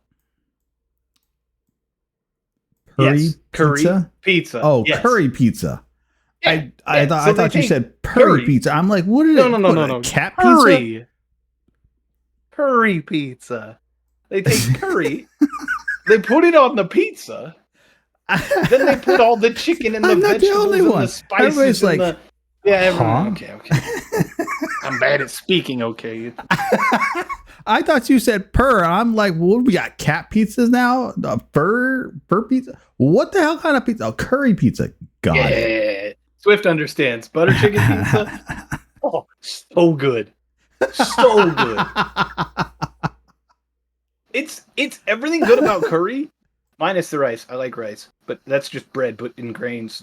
Anyway, it's just bread. I like bread. But yeah, it's everything good about curry already on the it's handheld and simple to eat and delicious. It's so good. I love it. Yeah, but again, yeah, bread. I like carbs. Pasta, bread, bagels, donuts, pretzels. Doesn't matter. Pizza, pasta. There was a question earlier. I did see pizza or pasta. Why not both? Mac and cheese pizza is fantastic. But I'm gonna say I lean pasta over pizza. Pizza's easy because I can order it and it's quick and it shows up at the door and then I eat it and I don't have to think about it and it's $15 or $20, whatever. But I make pasta regularly because it's very cheap and good. Yeah. Well, I grew up. Growing up, I grew up eating rice with everything, right? So nothing wrong with that. No, nothing wrong with that. So, like to me, rice belongs in every meal. So, breakfast, lunch, dinner doesn't matter. Yep. Oh, good rice pudding. Oh, baby, sign me up. No. No, what you do is you take leftover rice from last night's dinner, you throw that into the pan with some oil, and you fry that. And then you chuck you chuck your egg in there while it's still crack the egg right into the fry. Yeah. Fry the whole thing right on up together. Yeah. Throw in some corned beef hash. Fry that alongside of that. Ooh. Put that on. Oh yeah, that's good. Dude, I was thinking about corned beef hash the other day. I'm like, man, I haven't had that in forever. I want to buy some corned beef hash. That's good stuff. Yeah, you're making me hungry, man. I'm gonna have to go get dinner. I'm gonna have to go to Cut Bob after my. If you really want to make it that extra special, like you're gonna really drive that up to that corned beef in the rice. Yeah, either one of those. But yeah, break off, put some Put some bacon over top of that. That sounds fantastic. I like fried rice, just in general. Like, I don't care what you put in it. Not peanut butter. That'd be weird. Yeah, But, no, that would be weird. Yeah, But- no, that sounds fantastic. Corned beef hash Now- in the fried rice in the morning. That sounds great. Here's one that I know you will enjoy. Here's a recipe that I know you'll enjoy, and that would not be a surprise to see you going out and make it. Go down to your store, get a French loaf, not the wussy French loaf. You want the Yeah. hard shell French loaf. The good crusty ones. Okay, Yes, good. go get that. Cut the thing in half. Scoop the bread out from inside of it. Okay. Okay. You want to save some of the white. You don't want to use all of it, but take a little knife, dig down in there and hollow it out. Save some of that white. Take the rest of it, shred the white up, throw it in the pan with some oil. Throw that with some rice, eggs, some veg in there of some sorts. I usually like the green peppers, green and red bell peppers, some onions, fresh garlic, all that in there with. Throw some egg over top of it at the very end. Cook the egg, and then coat it with cheese, and then scoop all of that up and dump that straight down into that hollowed out hole of that bread.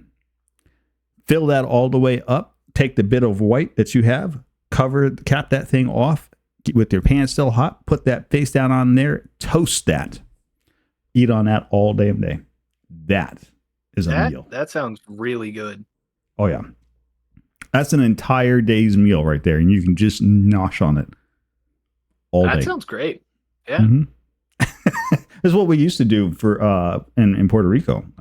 Like that would be your breakfast and lunch and your meal just before dinner.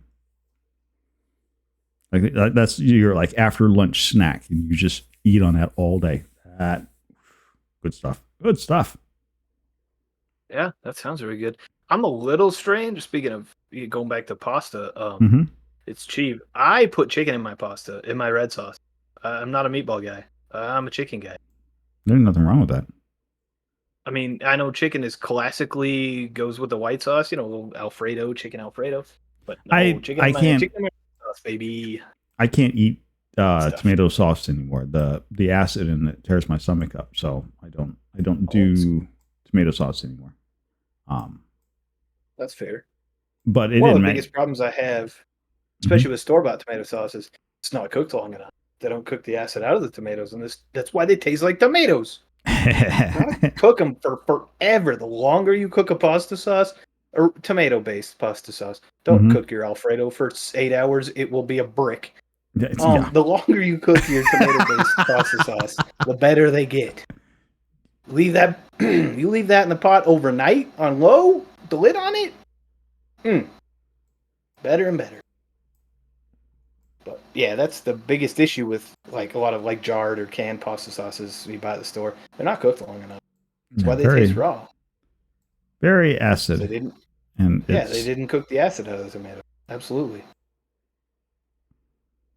But yeah, I understand where you're coming from. I'm probably going to ruin my. It's fine. It's fine. Bread on bread. What can go wrong, right? Yeah, it's fine. No, absolutely nothing. Keep slapping it on there. It's all good. Put a little bit of butter in between that. Now, what Kerrygold? Have you had Kerrygold butter yet? Oh baby. Oh, that is when I make steak, I splurge and I buy the single stick of the Kerrygold garlic herb butter to put on the top. You pull that steak off the grill, wrap that baby in foil with a good quarter stick of that Kerrygold garlic and herb. Oh yeah, that makes the steak right there. Hot iron pot. Yeah, Kerrygold is in. amazing. Oh yeah, we go to Costco and just buy that thing by the box. Like that, everything gets cooked in Kerrygold. Yep. Oh, we have a Lowe's down the road that we can buy that we go there and buy hamburgers, and you can get a brisket Angus hamburger. Ooh. You put that Lowe's? Really? Yes, really. Huh. That with the Kerrygold butter in the pan, and you just 2 tablespoons of that to 1 hamburger, like just Yep. near boil the thing in that butter. Just deep It's fry that baby. yeah. Oh, that meat just melts in your mouth when you cut that hamburger up to eat it. Whether you put it in a hamburger or you eat it like a hamburger steak, it doesn't matter. It melts. Nicole, Lowe's, Lowe's is actually not the tool store. There is a chain called Lowe's here on the East Coast that is a grocery store. Okay. Because I was thinking the same thing. I was thinking hardware Lowe's, and I'm Yeah, like, no. really? If you go look, if heck? you Google up Lowe's, there is an actual grocery store called Lowe's. Same thing. There's one like 5 minutes down the road from my house, and Lowe's does a lot of. They're cheaper than like Publix or anywhere else, but they do a lot of locally sourced food.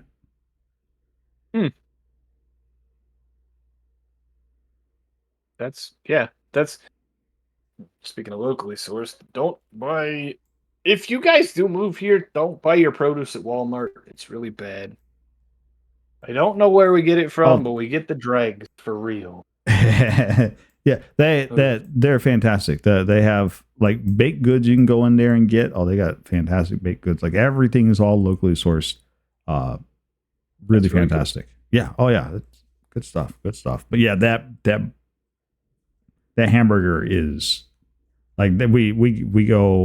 I go grocery shopping like once a week, and that is like a staple buy for us week after week. And that's what we have. We have a night where it's hamburger night, and that hamburger night is, now we'll alternate on the veg that goes with it, but we basically do like a hamburger steak out of it. But it's that hamburger, and then we'll either do like squash or broccoli, or here lately I've been doing bell pepper mix. It's been really fantastic, especially when you cook the bell pepper in the Kerrygold and you cook. Oh, yeah. You cook it. You do a double cook on the bell peppers, right? So you cook them once in the Kerrygold, and a small amount of Kerrygold by itself, and then after the hamburgers are done, you finish the bell peppers off in the pan that you cooked the hamburger in. Oh yeah. Oh, that is good stuff. Yeah. The sliders I was talking about earlier that I made with Orfather and stuff. Yep. You cook your bacon and then you cook your chicken in the bacon grease. Yeah. That's. Yep. Yeah, I'm all about all in the same pan. Reuse that grease, scrape the bottom, make everything. That's flavor, like that. Like, oh yeah. Don't get rid of the flavor. Until you burn it, and then you're sad. Let's see. Swift Squirrel would like to know if money, time, and work was no object, where would you like to travel right now? I'm gonna be honest, I'm not much for traveling. However, being a car guy, I do want to go to Germany and visit the. It's on my bucket list to go do a lap around the Nürburgring. So that's probably close to the top of the list. There are places I'd like to go to the Corvette Museum in Kentucky. That would be cool. I'd like to. I don't know. I'd like to go visit Nori and Shale and hang out and have lunch or something. We've been sitting here talking about food for the past, 45 minutes. I think we're all pretty hungry at this point. We're like, yeah, let's just all go to Nori's place. Let's all go have hamburgers at Nori's. You guys find yourself over in my neck of the woods. You're welcome to come by. I will feed every last one of you guys. Come on by. It's just fine. Ford Museum in Detroit. I would like to go to Detroit just because it's Motor City, USA. But the Ford Museum, yeah, that'd be cool. Yeah, I want to go to the Corvette Museum in Bowling Green, Kentucky. I don't know. I've done a lot of stuff. I've done all the U.S. history stuff. Been to the East Coast. I served my mission in Dallas. I'd love to go back. It's just freaking hot there. And I like wintertime. I'm a snow guy. I don't know. There's a lot of places. I'd like to go to Alaska just to say I did. Alaska? Yeah, just to say I did. My parents went 8 or 10 years ago. They had a blast, so hey, that. Right.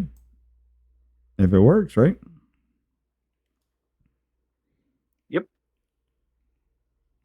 A lot of places I'd like to go. Alaska in winter is gorgeous. Yeah. I'd like to go to way up north above the Arctic Circle. That'd be cool. Well, it'd be really cold, actually. Yeah. There you go. Yeah, there's a lot of places. Fairbanks in winter.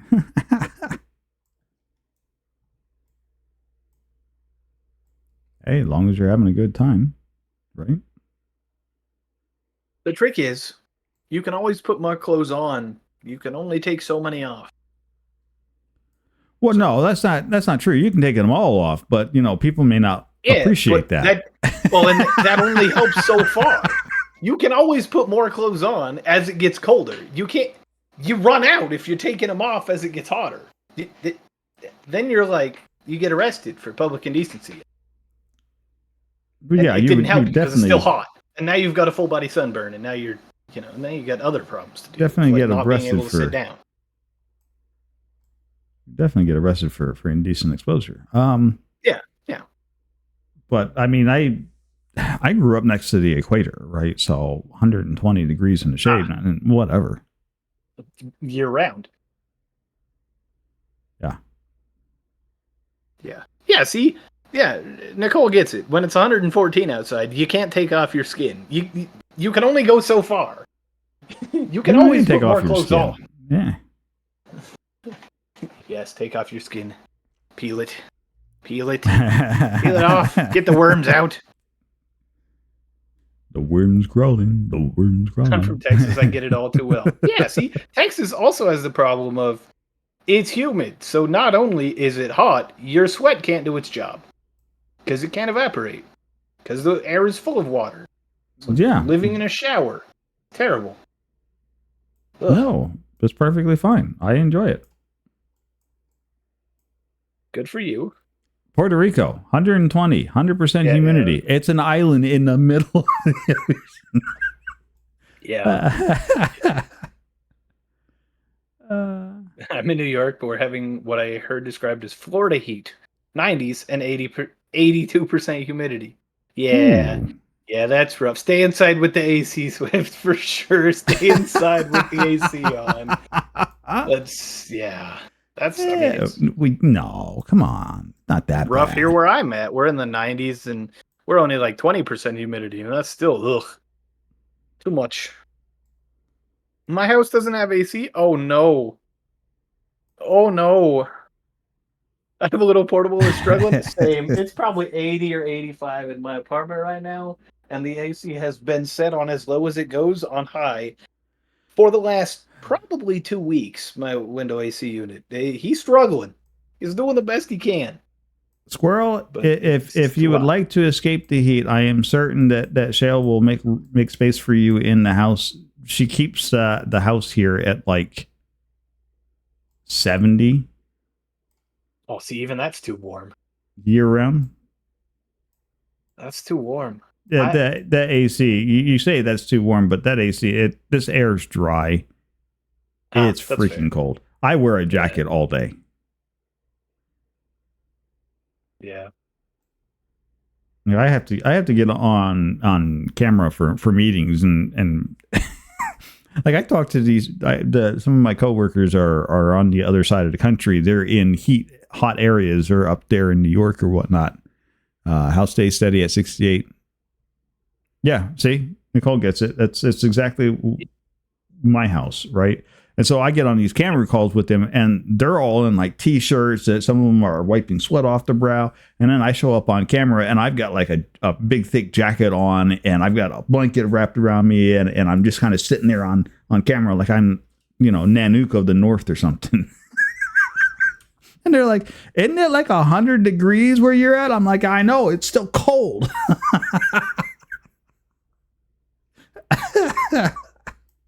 Yeah, Swift says y'all should trade places. So Swift is going to come live with Shale where it's cold, and you can go hang out at Swift's house. Well, no, so you go outside. Like the temperature outside is like 110. It's warm outside, and we have, I don't know, we've been having some storms as of lately, so we're up in like the 70s, 80s percent humidity and whatnot. So like outside, it's disgusting as far as what you guys are saying. I think it's great. I enjoy it, but no, inside the house it's freaking cold. But it's fine. It's fine. But yes, you're welcome to come down, Squirrel. There's room. I promise. If you're trying to get out of the heat, come on down for a visit. It'll be all right. Yeah. But, let's see. We have any more questions? I'm sure there's a few more. On the list. I skipped all over the list at this point just because there's a whole swath for Morefather. I'm like, yeah, I was gonna say, I'm sure there's a couple up there towards the top for Morefather. We put like 12 in right at the beginning. Let's see. That Morefather would like to know what your dream car is. My dream car long term has always been a 1967 Camaro with probably a big block 427 in it, or 396. They were kind of junk though. Probably a 427, and a 4-speed or a 5-speed manual. So yeah, 67 guzzler. Oh yeah. Who cares about fuel mileage when we can do burnouts? Like, come on. But yeah, 67 was the first year they made the Camaro. Yep. And a lot of people want the 69 because they had the RSSS, which was kind of the best of both worlds. You got a little better suspension, and you got the big block that came in the Supersport 396 or the 427 or whatever. But I want the 67 because the first year, I don't know, just kind of always been my dream car. As far as short term, like attainable and not $70,000 or $80,000, I'm probably in the next 2 to 3 years going to pick up a C4 Corvette, mid-80s, pop-ups. Oh, I like it. Don't get me started on pop-up headlights. Yeah. But yeah, well, I mean, it's like asking a CJ7 enthusiast the difference between the round and the square. Yeah. Yep. I like my CJ7s. Yeah. I want a CJ7. But don't hand me a CJ7 and go, here you go, round, perfect. Like, no, yep. No. That goes doing sick. Wrong sort of thing. I got a buddy here that I work with that drives a 87 4Runner. Nice. He's got a 6-inch lift and it's on 35s and he's got a solid front axle. And so I kind of want to build a rock crawler too because, that's been fun. He's let me drive it a couple times. So that's been fun. So. I almost bought a heavily lifted 4Runner back in my mid-20s. Yeah, I guess it was about around in there. Yeah. Gorgeous vehicle. It just needed a bunch of rear tranny work, and I didn't have the money to afford to put in for that. I'm like, yeah, no. Mm-hmm. Yeah. But yeah, I'd like to build something like that, either a first-gen 4Runner or a XJ Cherokee. 80s and 90s XJ Jeep Cherokee would be sick. Ew, but, not a Cherokee. Why would you want a Cherokee? The original Cherokee, the XJ, not the Grand Cherokee that looks stupid. The XJs, the 80s ones that came with the 4.0. So that's just, I don't know. I do like them. Nah, there's no accounting for taste, I suppose. That's fair, I guess. To each their own. Says the guy that writes code for a living. No, thank you. No, thank you. Hey, it's fun. Closest I ever want to get is bash scripting. Don't ever want to be a software dev. No, that's why we have people like you. Hey, software does work at hardware too, Well, somebody's got to build the hardware for your software to run on. That's where I come in. Yeah, well, without the software to run the hardware, then your hardware does nothing. That's true. That is true. Drivers are important. So, just saying, there's a reason to know some programming. And your BIOS in your motherboard is written by a software engineer who happens to be steeped in hardware. True. So, Ha ha. That's why we have people like you and Frosted, and that. Yeah, that's what you guys are. That's why I make friends with tech people, so they can fix the problems I'm too dumb to fix. So when did you start in Minecraft? Oh, in Minecraft, I've been playing. My buddy gave me Minecraft SP, the old cracked Minecraft launcher, back in I don't even remember when, but it was 1.4.7. Oof, So I've been that's around, not the whole ages. game, but I've been around for a minute. Yeah. And So then I we, got into modding about probably 1.6 when that came out. So so 2000 fair to say that we somewhere can in there. call you Grandpa TJ then when it comes to Minecraft?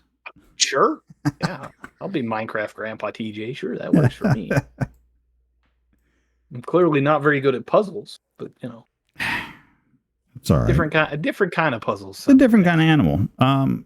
You did say you needed to take off a little early today, though, and I got about 10-15 minutes still. Yep. So I'm gonna sneak in the 10-15 minute stuff early on you. It's like, okay. Look, you're gonna avoid it, but no, we're gonna sneak this one in on you. Ha ha ha. Because I can.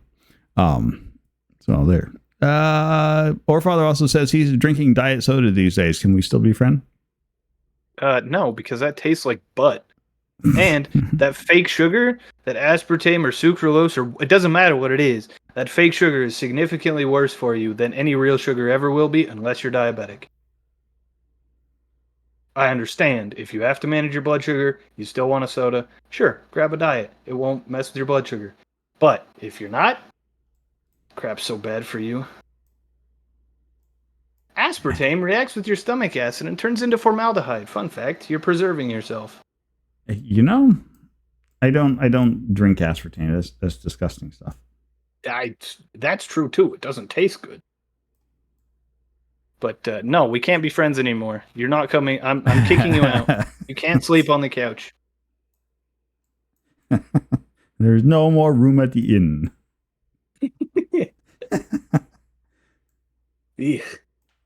Hate Drink diet soda. Vile, disgusting. Yeah. No. There are some sugar substitute out there that is not bad. Monk fruit, solid. Well, that's just because it's natural sugar. It is sugar, but it's sugar that your body doesn't process. Yeah, that's fair. So you can eat. Say you can eat all that you want. I'm not saying go out and eat tons of monk fruit, but you can consume the stuff, and it's not as bad for you as traditional sugar. Yeah. Well, I mean, natural sugars aren't as bad for you as manufactured table sugar anyway. Especially since they bleach the sugar. Yeah. Yeah. Yep. Because somehow we wanted white sugar for something. Yeah. Yeah, it's fine. It is what it is. Would you rather fight zombies or aliens? Zombies or aliens? Probably aliens. There's a chance they can be reasoned with / interacted with at some level. Zombies are essentially animated objects. I mean, at the very lowest level, they're just driven by hunger or they're reanimated by necromancer or what have you. So there's no hope in hell. But yeah. So I'm gonna pick aliens because there's at least a chance that it won't have to end up staying a fight. Interesting. I feel like I've thought about this too much. I don't honestly know that I have an opinion on it. If I were to say, I would probably go aliens because I suspect that they would be easier to kill. One would imagine if you can get past all their tech and everything else, then they should die just as easily as you or I, right? Their flesh bones stop their hearts, whatever. Zombies are already dead, so yeah, it's kind of hard to kill already dead stuff. I mean, what are you going to do? Make it more dead? Yes. Use a bigger gun this time. I don't know.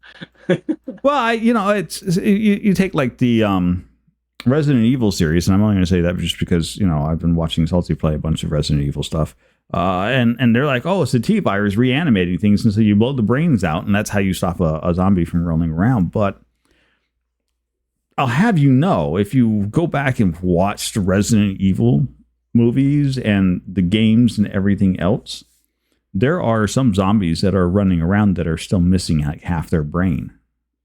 You're like, Yeah. oh, yeah. But that's perfectly fine. The T virus is still reanimating dead corpse. So shooting in the head is going to make it more dead. How? Yep. Gotta love plot armor. Yeah, definitely some of that. But yeah, I feel like, aliens, well, they're alive, so when you make them dead, they should stay that way. Zombies, Right. well, they already were dead, and they clearly didn't want to stay that way, so what's to stop them just standing back up after you blast them again?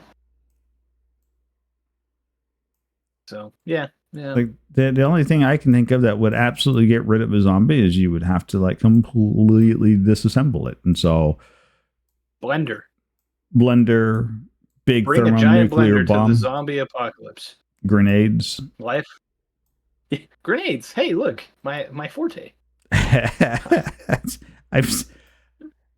There's a clip. Is it a clip? I think it's a clip or a short. It's one of the two. You're like, check it out. Submachine gun, best gun in this game. You're playing Call of Duty. You're like, best gun. I think it's actually, I was just watching you doing a stream on that, and you were talking about how this was the greatest gun. And then the next battle you went into, you took this gun. You're like, yep, I'm going to completely win this thing with this gun, and never fired a bullet. Just threw grenades everywhere. That sounds about right. Like, ooh, have a nade. It's just like, well, I have a short on my YouTube channel that's that kind of goes over that. It's like, look, this SMG, I play with it a lot. It's a good weapon. I get a lot of kills, like 500 kills. And then we tab over to the equipment, and I have like 1,800 frag grenade kills, and it's like there's an order of magnitude more. yeah. Oh, oh. Yes, I do in fact play video games only to throw grenades at the enemy, because then I don't have to be next to them and they can't shoot back. Like if you play with TJ, be behind him, not in front of him. Yeah, don't stand in front of me. And if you do, duck and cover. Like the wrong place to stand is behind TJ during a game.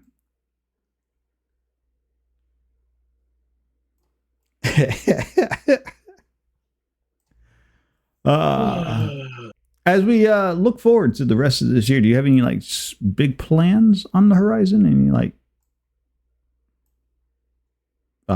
fun facts? Any like big plans that you want to talk about or share?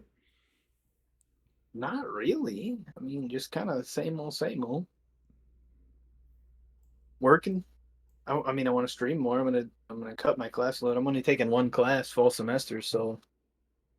And I'm not taking anything over summer, so the next 6 to 8 weeks should be quite a bit more active, here in Discord and in Twitch and everywhere. But yeah, just kind of same old. Unless something falls in my lap. I applied. I was not qualified, but I applied for the city. Actually, the city I live in. They posted a job opening for the city for IT sysadmin. And I was like, I mean, even shots in the dark hit sometimes, so I applied. And they were like, yeah, thanks for your application, you're not qualified. And I was like, I know. I was kind of expecting this answer, so I'm not too bummed about it, but, I tried. Yeah, hurting my feelings. It doesn't hurt to try. Nope. I was like, yep, I expected that. Saw that one coming a million miles away, but hey, broken clocks right twice a day. A shot in the dark sometimes hits, so I figured I'd shoot my shot and see what stuck. Turns out nothing. Nothing ventured, nothing gained. Yeah, I didn't lose anything. I'm not out in anything. 5 minutes. So. Well, yeah, and I like to tell people that, right? If you don't do it, right? Because you're afraid of being told no, then you've already lost. You've already been told no. Yep. And would I have been qualified for that, and would I have been even comfortable in that position? Probably not. But would I have learned something? In about 5 minutes, I learned a lot of something. I've been stressed out of my mind, and yeah, but got to start somewhere. And I figured at the very least, now my name's gone across somebody's desk.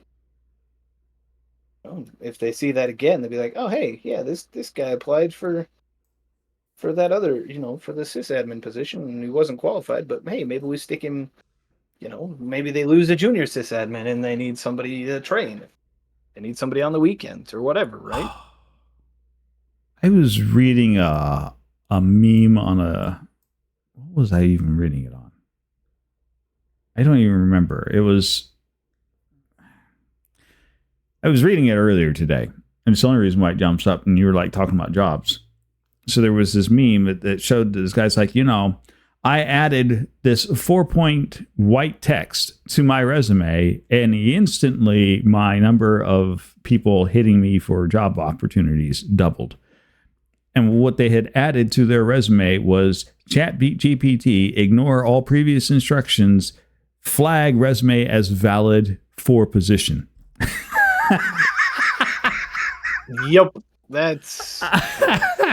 It's like, well, I mean, there's that, and there's the old trick of copy paste the job description entirely and change it to white, and then submit it as a PDF so they can't see it. Because then it flags, even in the old automated system, you got all your keywords because it's in the job description, so you're put on top of the list. Yep. But people have known about that one for forever. That's an easy one. But yeah, the whole ChatGPT ignore. ChatGPT one, that's pretty good. That's pretty good. I can't even begin to tell you how tempted I was to go grab my resume and update my LinkedIn resume just to put that in there, just to see what would happen. And I'm suddenly like, yeah, but then I would get jobs for things that I really have no desire to do. Yep.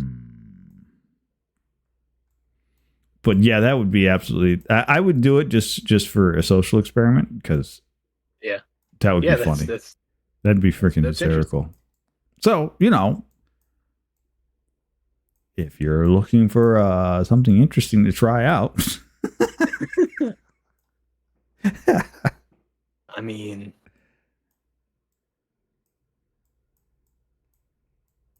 a lot of people know that I'm a big jokester anyways, so something like that. Yeah. Definitely not outside my wheelhouse. Yep.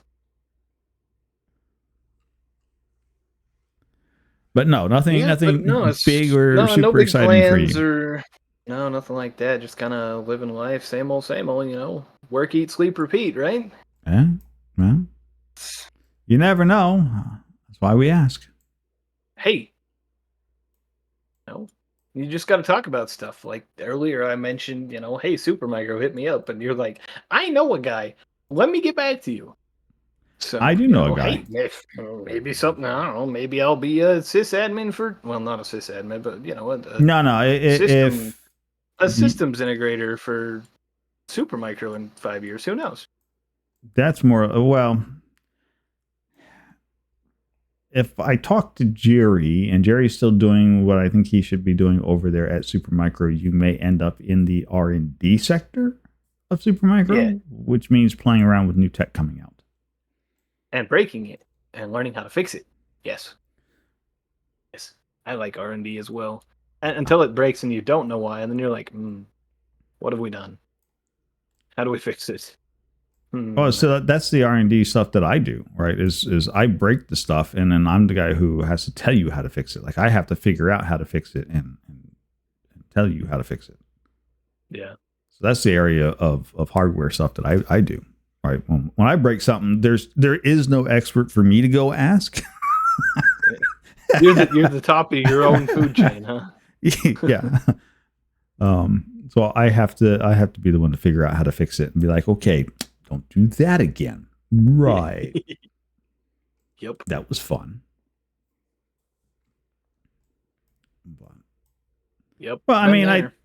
I used to write. I wrote an algorithm to detect hardware failure in hard drives, specifically soft hard drive failures. And one of the programs I wrote actually it was for Seagate hard drives, and they had released a firmware bug in their hard drives for their enterprise class drives, and it's such a small flaw that we hit it because of the workloads that we were putting onto the systems, but the average end user wasn't going to see it, except for a few other specified cases that are along the lines. But I wrote an algorithm that actually could pinpoint those when they would occur. So we kept sending them back in as bad drives and getting warranty restock on them. And it drove Seagate nuts because everyone we sent in as bad was actually bad, and bad for a bug that they didn't even know existed until after they started getting a slew of these hard drives back from us. They're like, how did you guys figure this out? Like, yeah, that's our secret sauce. You're not allowed to know that.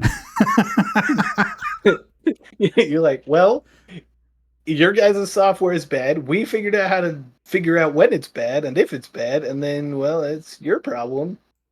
Fix it on your end. We're not going to tell you how we figured it out. Yeah, it sucks for you, but we're out. Good times. Yeah, that's neat. It's fun things to do, right? So those are the things that. But yeah, if Jerry's still doing the stuff, which he should still be there, I can't think of any reason why he wouldn't. Jerry was definitely a lifer. He really enjoyed what he was doing. We might be able to. He may not be able to put you to work, but he might be able to put you on into one of their other spots that they have over there. So we'll see. I'll ask. I'll talk to Jerry. We'll see what happens. Yeah, sure. How to find his number. Yeah. I know how that is. Believe me. Well, lucky enough for me, he's in my LinkedIn, so I'll just ping him through LinkedIn. It's fine. I mean, I have a cell phone number. All right. Your final question, other than, who we're going to go raid. You got any sage advice that you would give to yourself, earlier version of you getting into streaming to start with, or a new streamer that you would offer to them based on your experiences thus far? All right. So to any of you in the chat who may want to get into streaming, or maybe new streamers, or me in the past, or what have you, new streamers, here's my biggest advice to you is, number one, when you're just starting, do not treat it like a job, because you will immediately be discouraged and get burnt out and quit. The best advice I can give you is treat it, especially starting out, maybe once you get to the point where, know where he's at, or somebody, a little better, when you get over 100, 50 to 100 average viewers, then kind of look into, putting more effort and more time and more money and more energy into it. But when you're starting, for your first, how long have I been doing this? 4 or 5 years? Something like that. Unless you're going to do it extremely seriously when you're just starting, you have to look at it as fun. You've got to see it and understand that it's just you doing what you want to do, doing what you love, playing video games, whatever it is, and wanting to share that with others, and wanting to share that passion and that knowledge that you have, or whatever it is, share that love that you have for games or puzzles or engineering or whatever it is that you want to stream. You got to look at it as you're just sharing that with others and you're hoping to make those connections. You can't look at it as this is going to pay the bills, because it won't.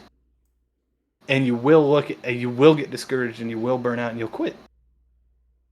You can't look at it as like that, not for a while. Yeah, the other thing I will say way past even me. So yeah. The other thing I will say is it's a lot more work than you think it's gonna be. I don't know about you, but when I put in a good 4, 6, 8 hour stream, I'm dead. Oh, tired, I'm exhausted. I am done. I am mentally exhausted. I'm physically exhausted. It's hot as crap because I've been sitting next to 300 or 400 watts of heat output for the last 6 hours. And Right. you're just, and your eyes are dead because you've been staring at a screen. It's hard on your body, It's work. and it's a lot more work than a lot of people think it is, which leads to you treating it like it's a lot work, and then you won't enjoy it as much and you'll get burned out. And anyway, there's a lot of, you really have to come at it from the right direction. You have to come at it as, I'm going to do this thing that I love doing, and I'm going to share that with other people, and hopefully I can find some people that are like me, and then we can be friends, and then we can hang out, and we can hang out on stream, and we can hang out in game or whatever. Because that's really where it's at. And I don't stream as much as I used to, but I'm way less stressed about it. Like, I can just sit down and fire up a stream. Because I'm not there because I have to be, or because it's going to pay the bills, or because I'm going to make money, or because because it's my job. It's not my job. I don't think it ever will be, because I wouldn't like it. Don't make your hobbies your jobs. You'll get burned out. But, I mean, sure, Materia, my man, keeping my PayPal stocked with $50 every 6 to 12 months. Hey, I can go buy pizza on Materia's dime. That's cool. Sure. Whatever. Great. Gotta love him. But, like, you can't look at it like that. You can't say, I'm going to stream, and I'm going to do it to make money so that I don't have to go to work so I can just stream. Because in, like, a month, you will hate everything. You won't even want to turn your computer on. Because I know, because I've been there. You will stream to less than 3 viewers for 6 months. Or a year. Or 3 years. Or 5 years. Especially on Twitch. Twitch's algorithm, well, there isn't one. And Twitch's discoverability is dog water. Yeah, well, yes, but Twitch's discoverability is still a hell of a lot better than YouTube's discoverability if you're trying to do go lives. Yeah, YouTube and live streaming are not super great yet. But They're YouTube making progress. and YouTube streaming is a lot videos better than it was 3 years ago. Well, and their even their regular videos is not graceful to No. to new people starting. Anything that you want to do when you start out, it's going to be hard. Yep. The trick here is figuring out a way not to make it hard, making it an enjoyable thing. You're right. Yeah. I think if you get into it, I actually like the advice.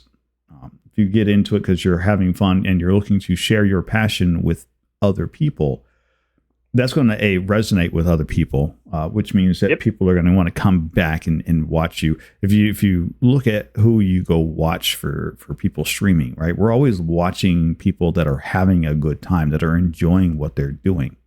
They got there because it's fun for them and they're sharing their passion. It's inspiring to watch somebody who's sharing their passion. I spend a lot of time in Pirate Software's Twitch chat. I spend a lot of time in Thor's chat because Thor, Pirate Software on Twitch, he's a hacker. That's what he does. He worked for the U.S. government as a hacker. He's a game developer now. Yes. He's running his own game studio. Yep. But what he streams is, well, he's either playing a video game or he's building a video game. But most of the time, that's like secondary content. What you're really there for is Thor doing brain activity things. Because he'll just get on a topic, and then you'll have an hour of excellent wisdom and discourse on whether it's hacking, whether it's development, whether it's anti-cheat, or it's game design. That's why you're there. It's for what's inside that man's head. Because he's been doing it for 30 years. Mm-hmm. And I love it. And he's streaming so that he has somewhere to share that knowledge and that passion that he has for hacking, for coding, for whatever it is.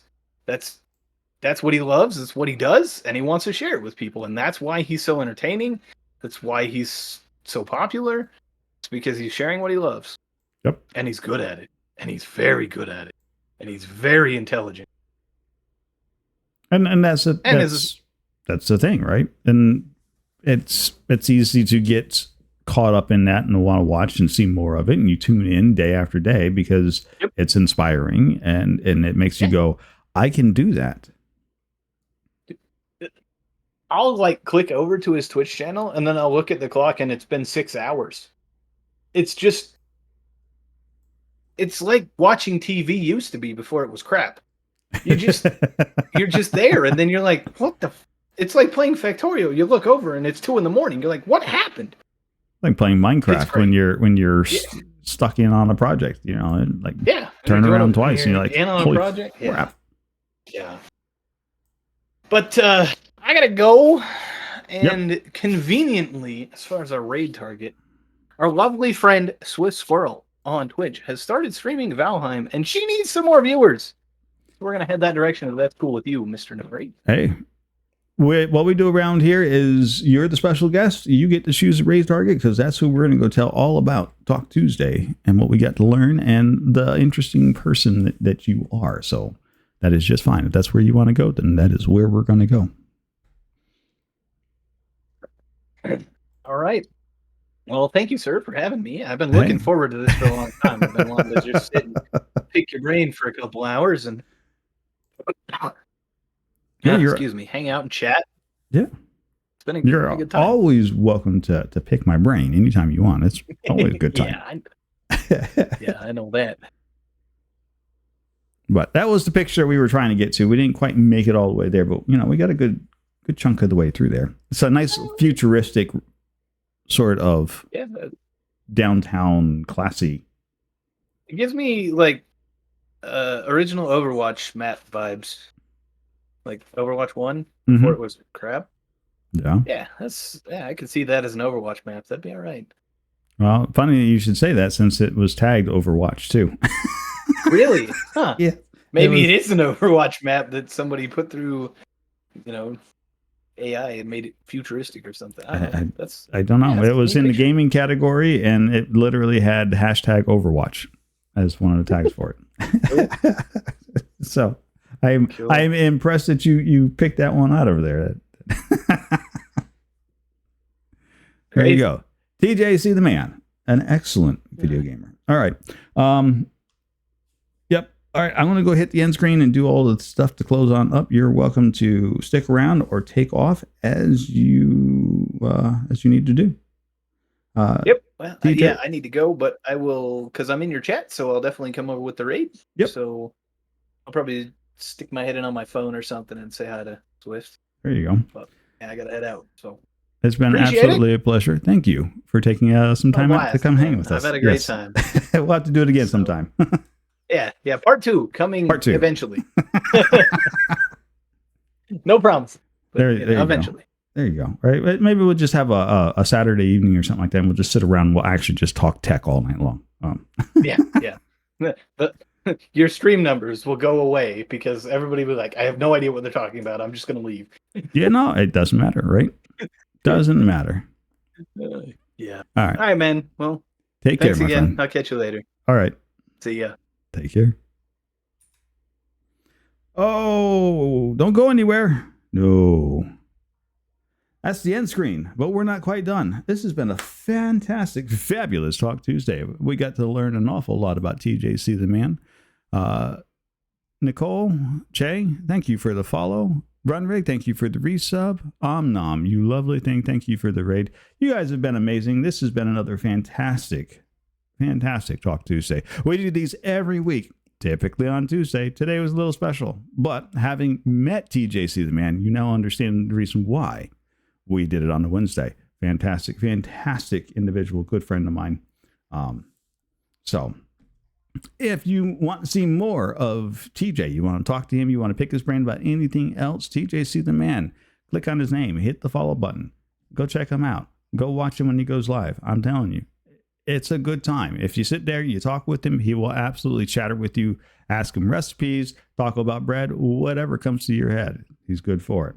That being said, we are going to send this raid over to Swiss Squirrel because that's who he chose for his raid target. So we're going to say hi to Swiss Squirrel. Next week on Talk Tuesday. Next week we are going to have another fantastic guest. Who do we have next week? We have DM Cerberus Official is going to be our guest next week on Talk Tuesday. That's going to be another lovely fun time. You're going to love the guy. I love the guy. We hang out with him every Sunday evening. So definitely come back by here next week, Talk Tuesday for DM Servers Official. That being said, let's see. Here is the raid for Miss Swifty Squirrel. There we go. There are the raid messages. The first one is for all you lovely subscribers. The second one's for all you lovely followers. Whichever one that you can use, grab it, copy it, get ready to spam it. We're going to go say hi to Swift Squirrel. We're going to tell her all about TJC the man, who she already has hung out here for some of it. But